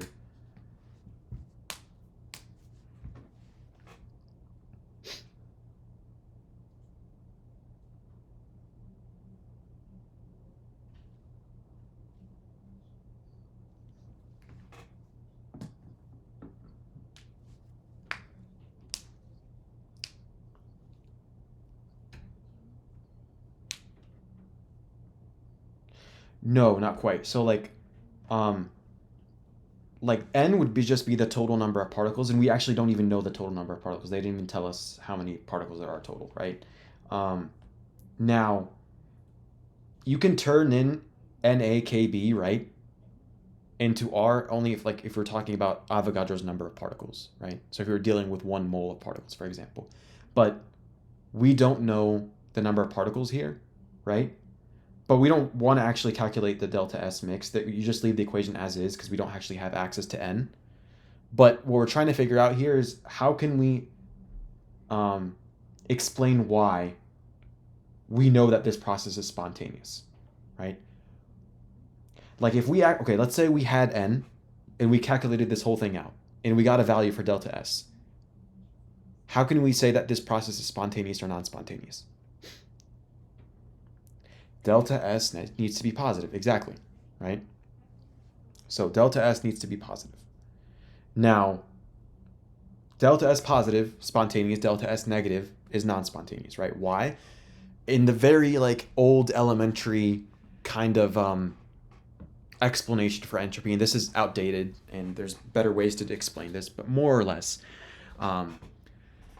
if you have more disorder, right, you increase in disorder, you have an increase in entropy, and you have a positive value for delta S. As things get more ordered, less disorder, then you should see a decrease in entropy, negative delta S. Well, in a very informal sense, we have this partition here that's keeping everything kind of in like specific blocks, right? And that kind of organizes things, right? Quote unquote, organizes it, right? If we remove that partition, everything kind of goes crazy, right? And so there's more disorder, quote unquote, right? So we should see that increase in delta S.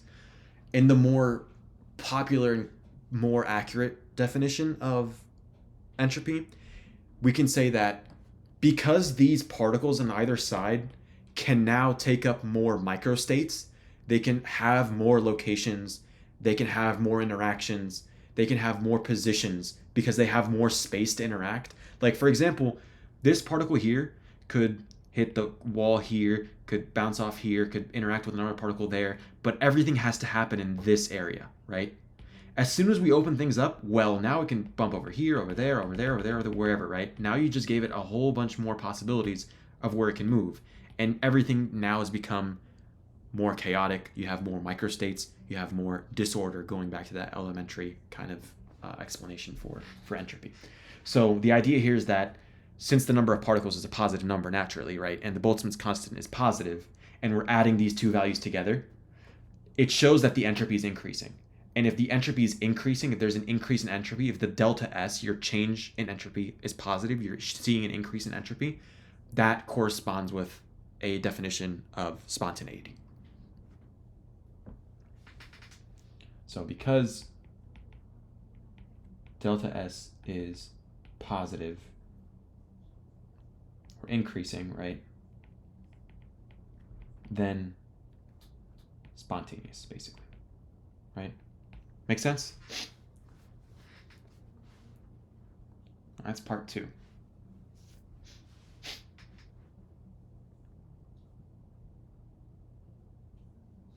So part 3 is the final part for problem 2, and that's where I kind of break down because I'm not sure, like, I don't know, this is just a weird problem, honestly. Part 3 says, consider now mixing a general fraction of particles of each type. Say n1 is equal to xn and n2 is equal to yn, right? Where the fractions x and y add up to 1. It says, repeat both previous steps to obtain an expression for delta S mix in terms of n, x, and y only, right? Evaluate it for a mole of particles where n is equal to na as well. And for x equals 1/4, 1/2, and 3/4. There's a lot that they're asking from us in this problem. So, let's see here. So they want us to rewrite things in terms of saying n1 is equal to xn and n2 is equal to yn. So we kind of have to start from the top, right? So if we go back initially, we have that delta S1 is equal to kb ln v over v1, remember that? And delta S2 is equal to kb ln v over v2. Well, our definitions for v over v1 have changed, and our definitions for v over v2 have changed. Why? Because remember, we related them to, we said v1 over v is equal to n1 over n, right? Well, if n1 was one third of n, and now all of a sudden it's become xn, then we have to adjust things, right? So we said that v1 over v is equal to n1 over n, right? And then N1 is xn. And so then you're just left with V1 over V is x. V2 over V was the same deal. We said that that was N2 over N. Well, if N2 is Yn now, then it's Yn. Those cancel out, and then you're left with Y. So V2 over V is equal to Y, and V1 over V is equal to X. So that's the adjustment there. Now, what was I going to say?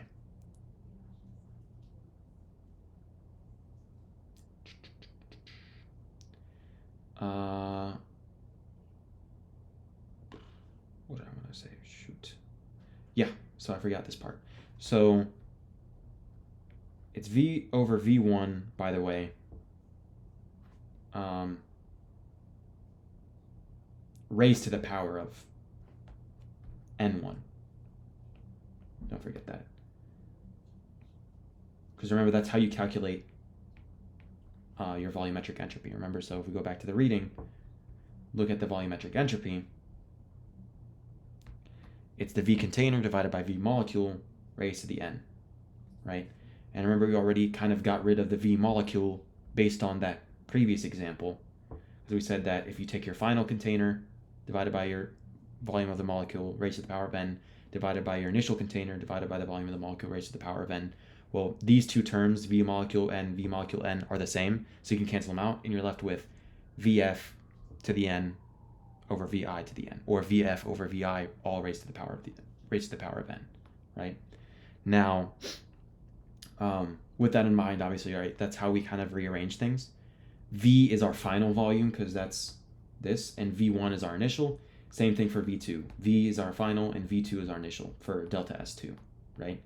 And that's all raised to the power of the number of molecules that you had, right? So for S1, it's N1, S2, it's N2, right? Now, we can rewrite this once again. So we can see N1 is KB ln V over V1.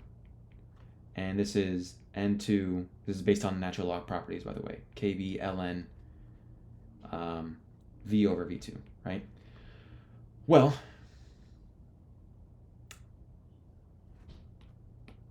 we can move this stuff over here. Oops, let me make this a little bit smaller.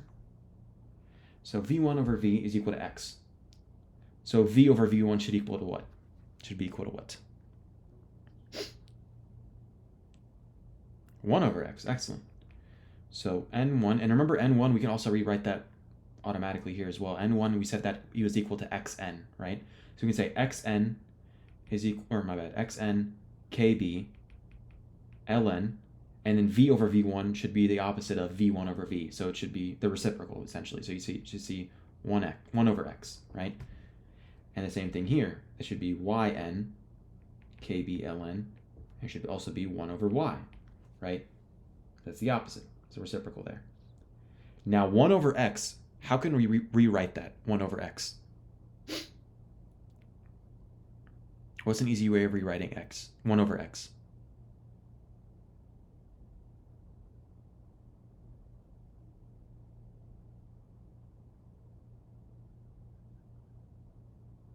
Think about negative exponents.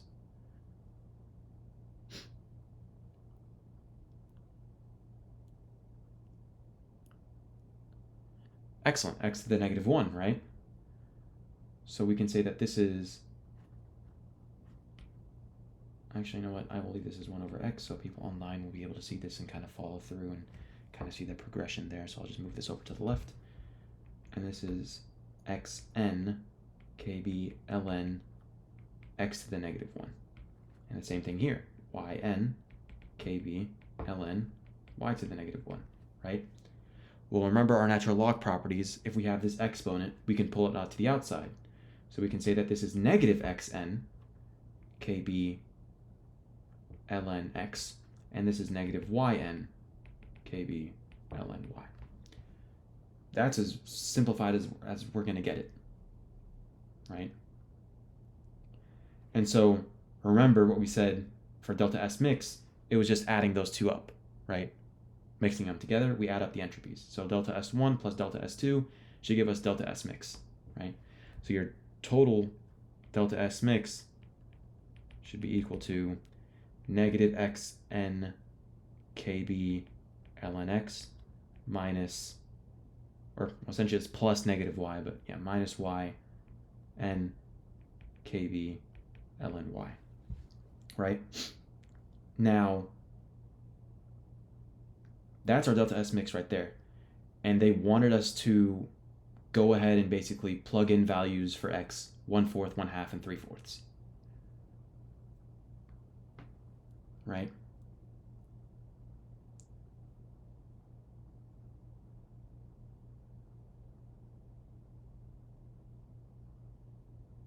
So, what was I going to say?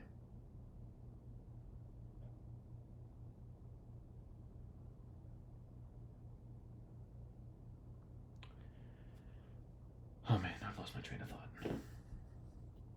So we got to plug these values in, and we have to actually evaluate them.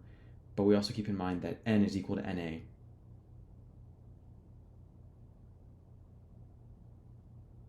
Okay.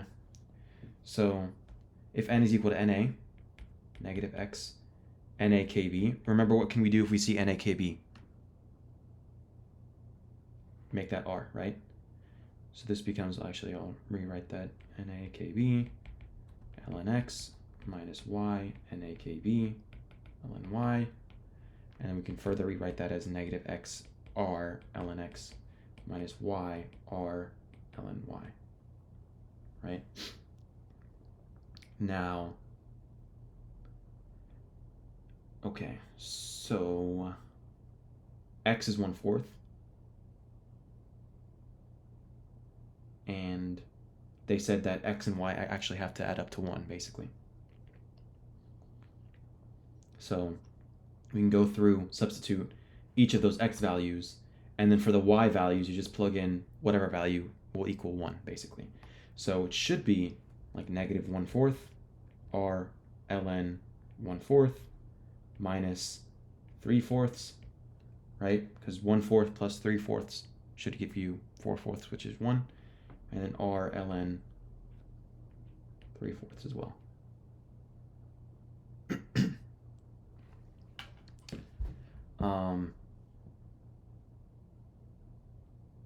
The only thing is, which is kind of confusing to me, and that's why I'm saying this was throwing me off a little bit earlier, is in this case you're getting a negative delta S mix, right? Which doesn't make sense, because this should be a spontaneous process like they said. So that's why, like, I kind of stopped at this earlier, and I was like, I'm not quite sure what's going on here. Let's see here.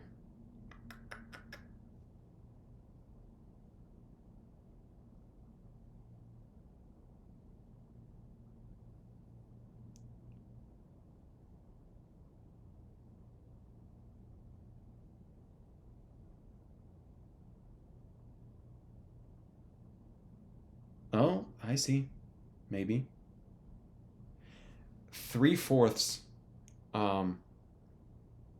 is less than 1 greater than 0, so that would give it a natural log number that's negative, and that would become positive here. Okay. Same thing for, okay, no, we're good. Same thing for 1/4 here, so they should end up being positive anyway. So excellent, good catch there. You got it that like right before me. Great job. So whenever you're taking a natural log of something that's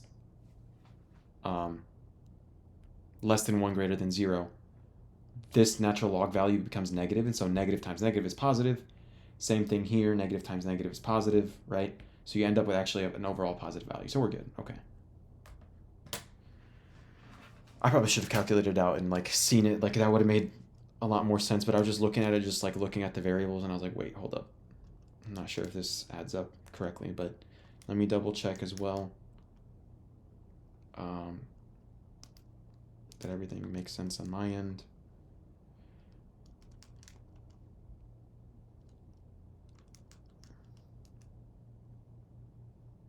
Yep, we're solid.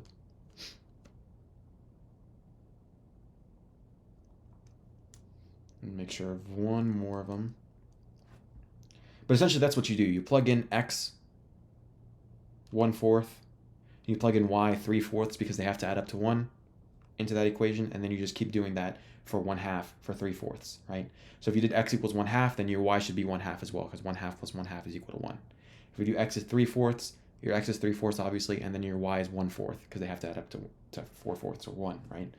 And let me double check the 1/2 as well, just to make sure that everything is a-okay. Make sure that the equation was written properly and everything like that.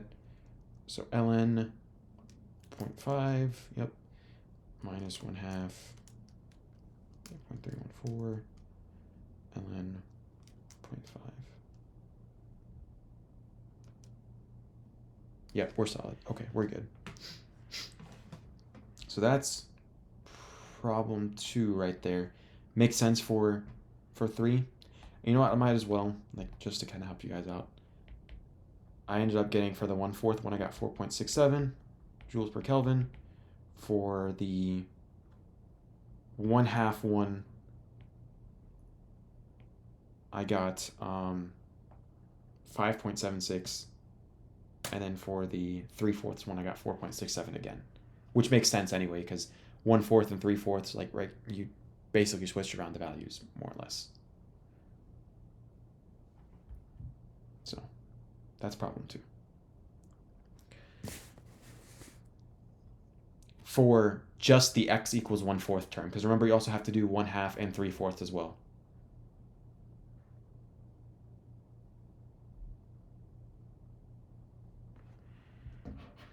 So you have to plug in x equals 1/4 to the equation, right? So you do negative 1/4 r ln 1/4 minus, and your y should equal, like, once you adding up x and y should equal 1.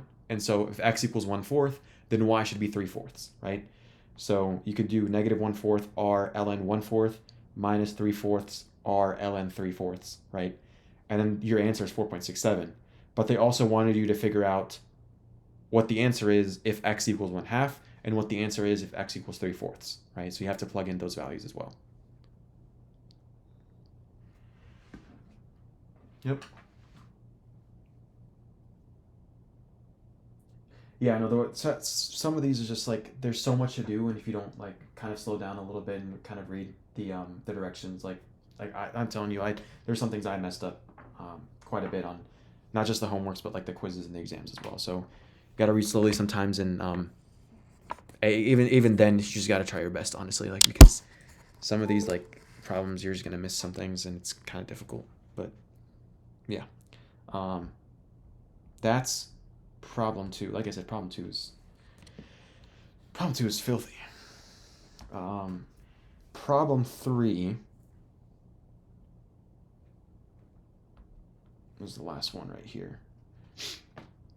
I should bring, like, a glass of water to drink when I'm doing these problems, because your boy gets parched.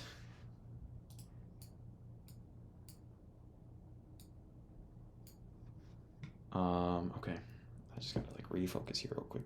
I'm tired. Problem 3, entropy and probability. A system can freely evolve between 3 different states. The entropies of each state are S1 equals 2 times 10 to the negative 22. S2 is 3 times 10 to the negative 22, and the other one is 4 times 10 to the negative 22. Okay. And then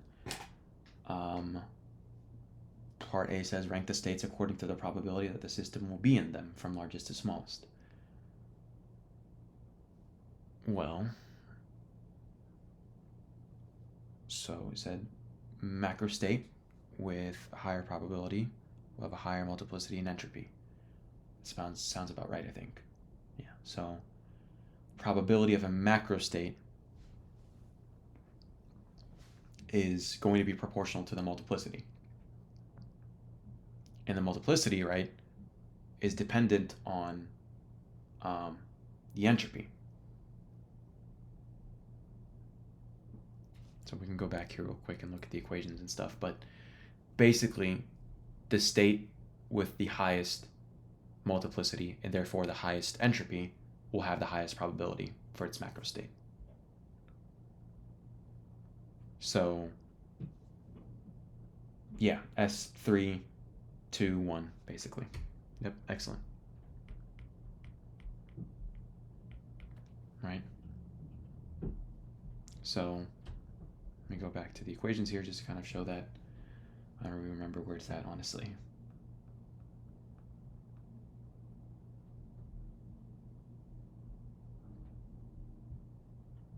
Yes, let's see here.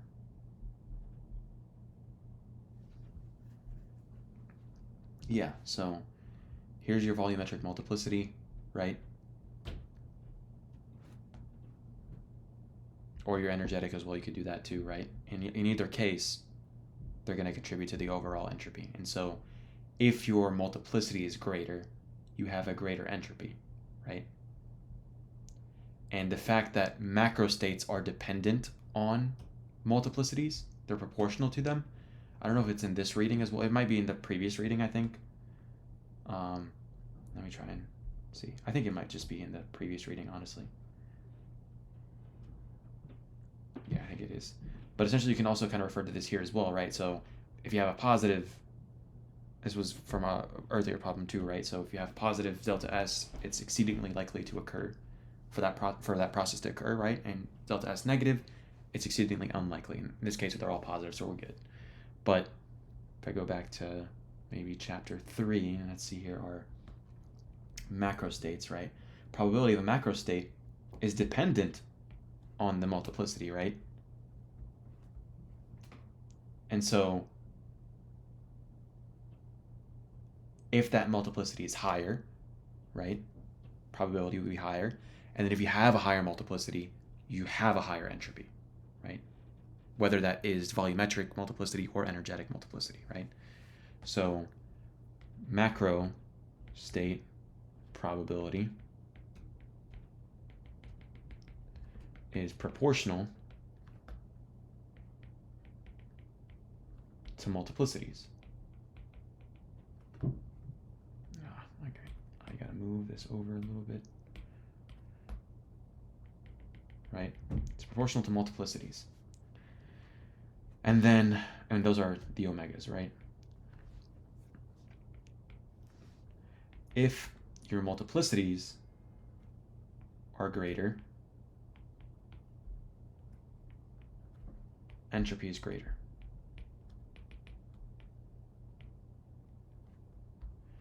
So, greatest entropy, greatest probability of macro state. Right? Make sense? So that's S3, S2, S1. I just wanted to write it out there so it's clear and logical for everyone. B is two students discuss about the probability of the states with respect to each other. Student 1 says, mathematically, it's a fact that state 3 is twice as likely as state 1. Student 2 roasted him and said, you're missing something. Double the entropy doesn't mean double the probability. Do you agree with either of the students? Explain your reasoning. And so, student 1 said that state 3, since it's 4 times 10 to the negative 22, it should have double the probability. Is twice as likely as state 1 at 2 times 10 to the negative 22 entropy, right? Joules per Kelvin. Student 2 says that double the entropy doesn't mean double the probability. Well, what do you guys think?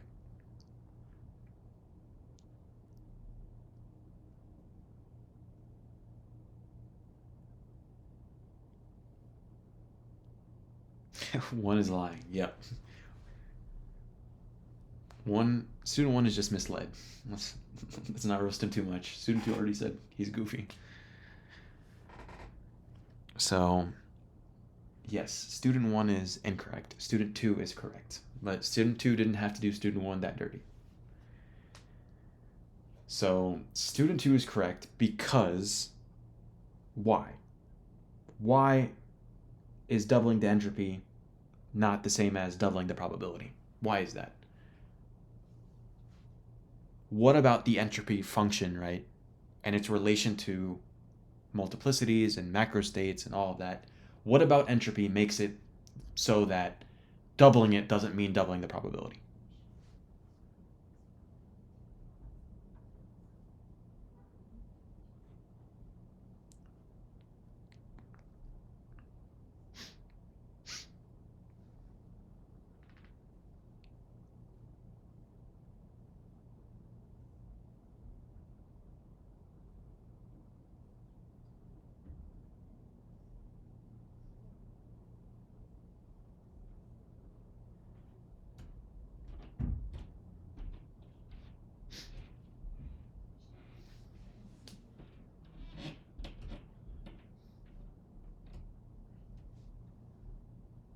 Excellent. Entropy depends on the log of the multiplicity, right?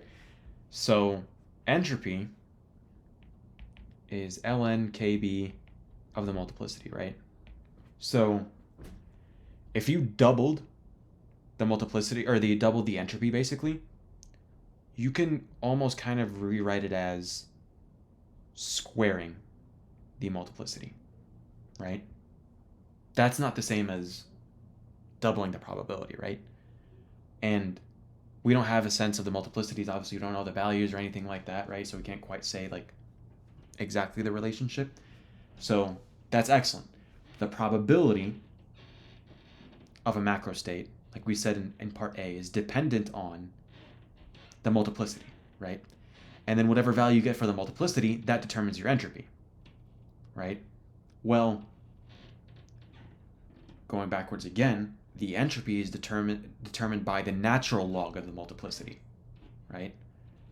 So doubling the entropy doesn't necessarily mean that you doubled the multiplicity and therefore doubled the probability, right? It's all because of that. Well, I wrote that completely wrong. ln kb. It's supposed to be kb ln. My bad. So it's because of that natural log function that kind of throws things off. So you say that the probability of a macro state, you can essentially kind of reuse this like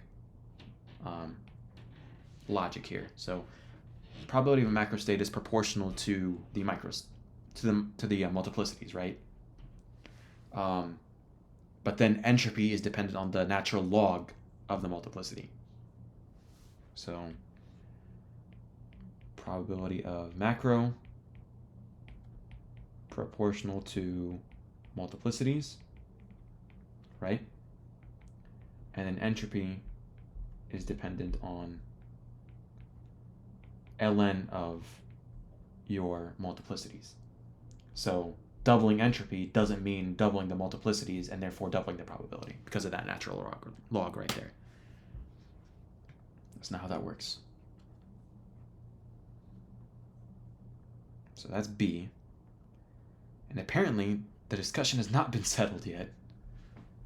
And it says, to settle the discussion, you decide to calculate how much more likely the most likely state is compared to the least likely one. Damn it.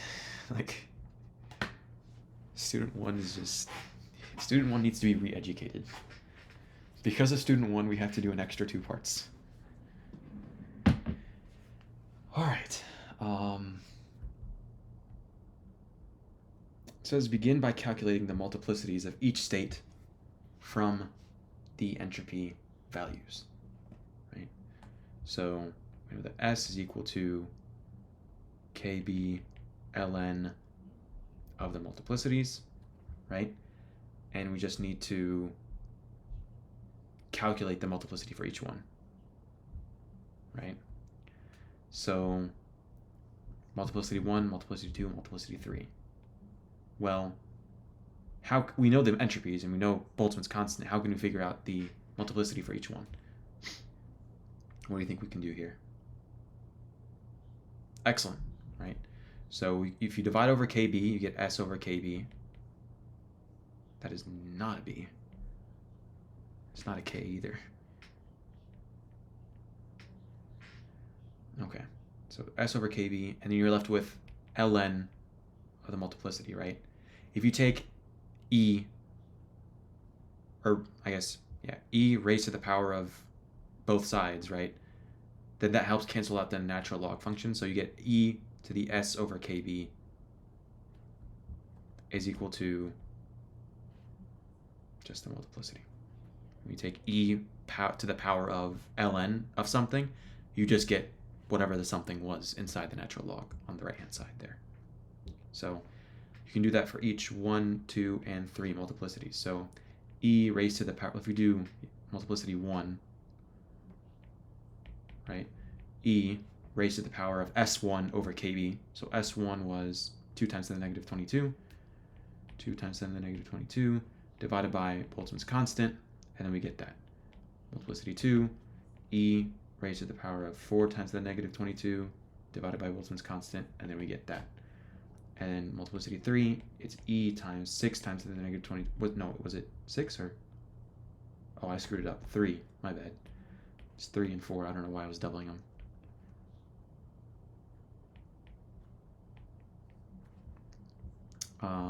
And then divided by kb as well. And then you get that.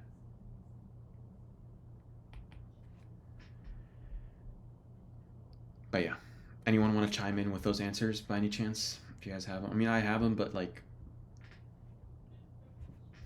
I don't want to necessarily just kind of give away all the time. Okay, sounds good. So we see 1.96 times 10 to the 6. Excellent. Sounds good. Yep. 2.76 times 10 to the 9th. Sounds good to me.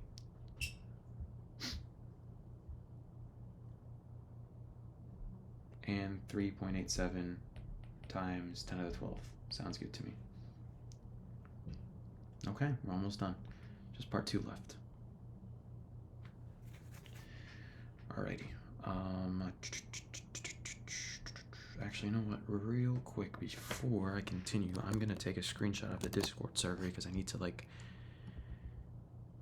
make sure, I guess, or have an account of how many like participants came to the session, so I can like get paid. Otherwise, I don't get any money. I wish it was extra credit for you guys. In the end, though, like, I don't really care about the money, honestly. I mean, no one asked me to do a Discord server, so like, I'm happy doing this stuff anyway. And I'll continue doing it after graduation, so. Yep.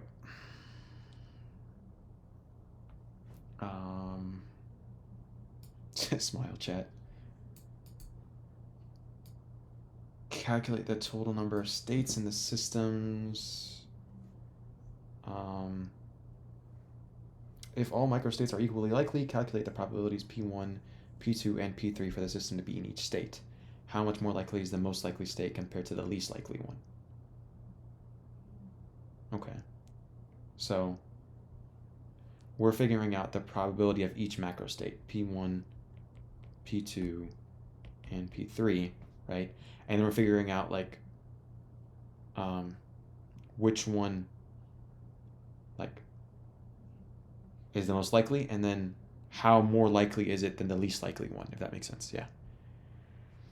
But the idea is that any probability of a macro state, remember from the chapter here, it's the microstate divided by the multiplicity of the entire system, right?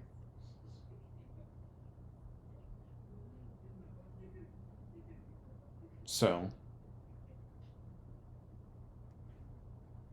essentially we have the multiplicities for each one, and we're dividing them by the multiplicity of the entire system. Oops, did not want to go back there. Okay. So total number of states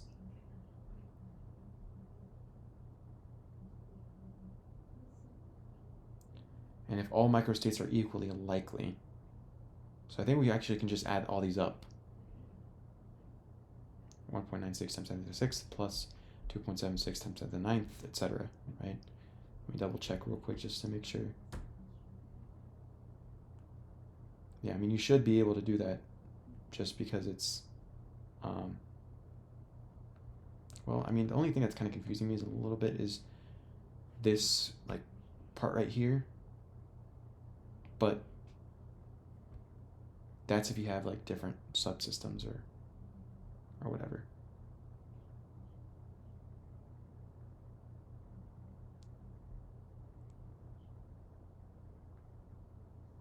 No, I'm not so sure.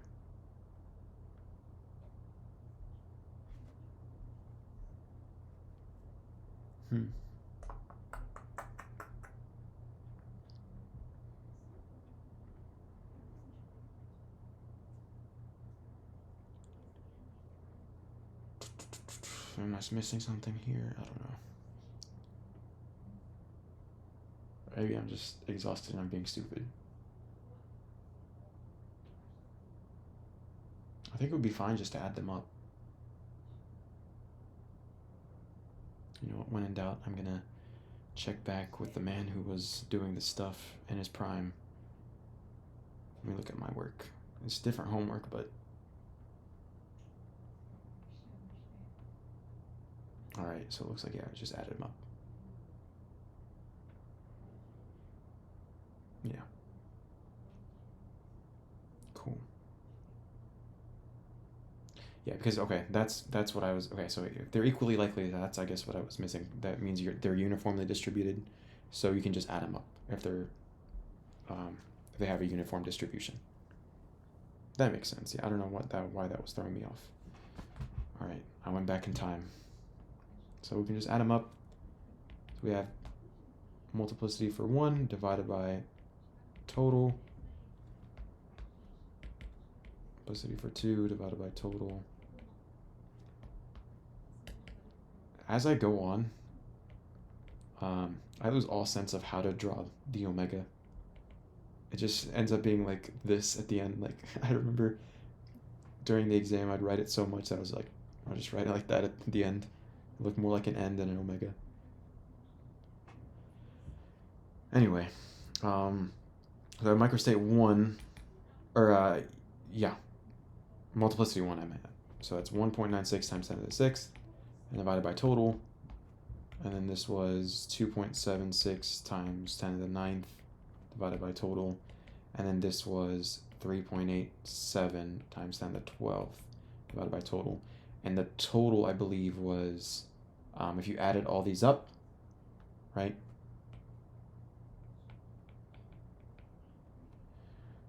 Total should have been like 3.88 or something like that times 10 to the 12th.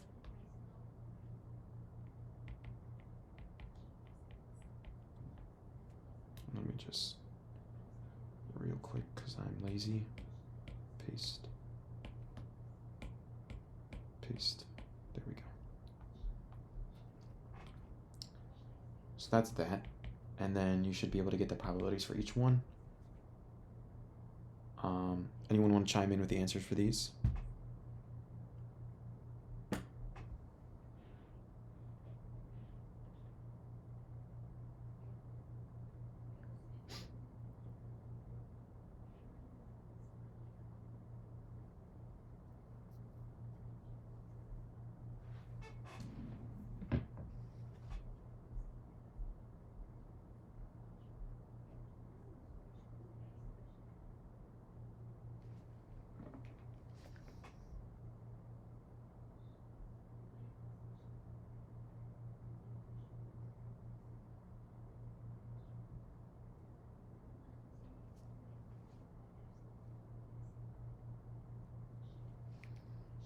Okay, so I see 0.000714 P2, and that corresponds to like 7.1 times 10 to the negative 4th, I believe, right? 1, 2, 3, 4. Yeah, so 7.1 times 10 to the negative 4.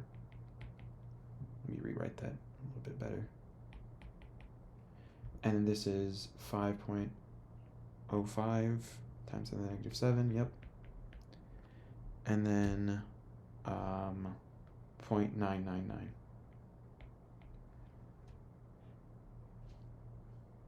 Yep. Sounds good. So it looks like everyone got the same answer. Obviously, 0.999 there is the biggest. P1 is the smallest, and so you just divide those two to figure out how much more likely is P3 than P1. You take 0.999 divided by 5.05 times 10 to the negative 7. And how much more likely is it?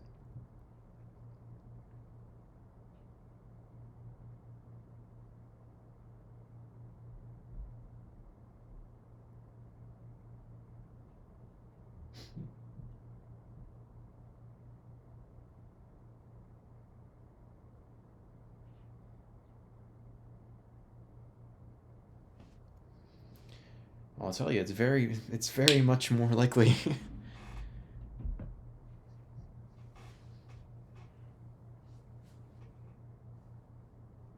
It's, yeah, it would be correct to say it's like, no, wait, hold up, is it? It's, I think would be, it's mega likely. Yeah. It's mega likely, going by the exponent there.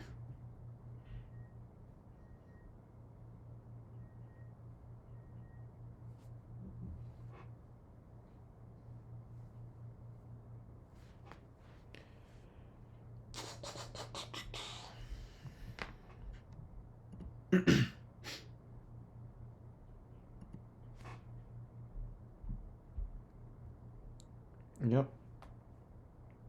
1.97 roughly times 10 to the 6th. So 1.97 mega likely. Mega times more likely to occur. So that's solid there. And that's it for this written homework 4. This was brutal. Yeah, go ahead, Matthew.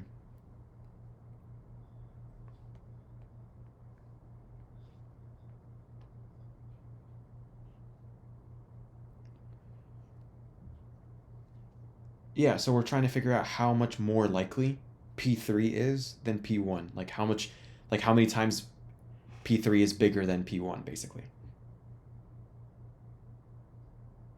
Yep. But let me go ahead and end the recording there because I think that would just be the end of the actual session and stuff. So that's all good. That should be written homework 4. Thank you to those who are watching online as well.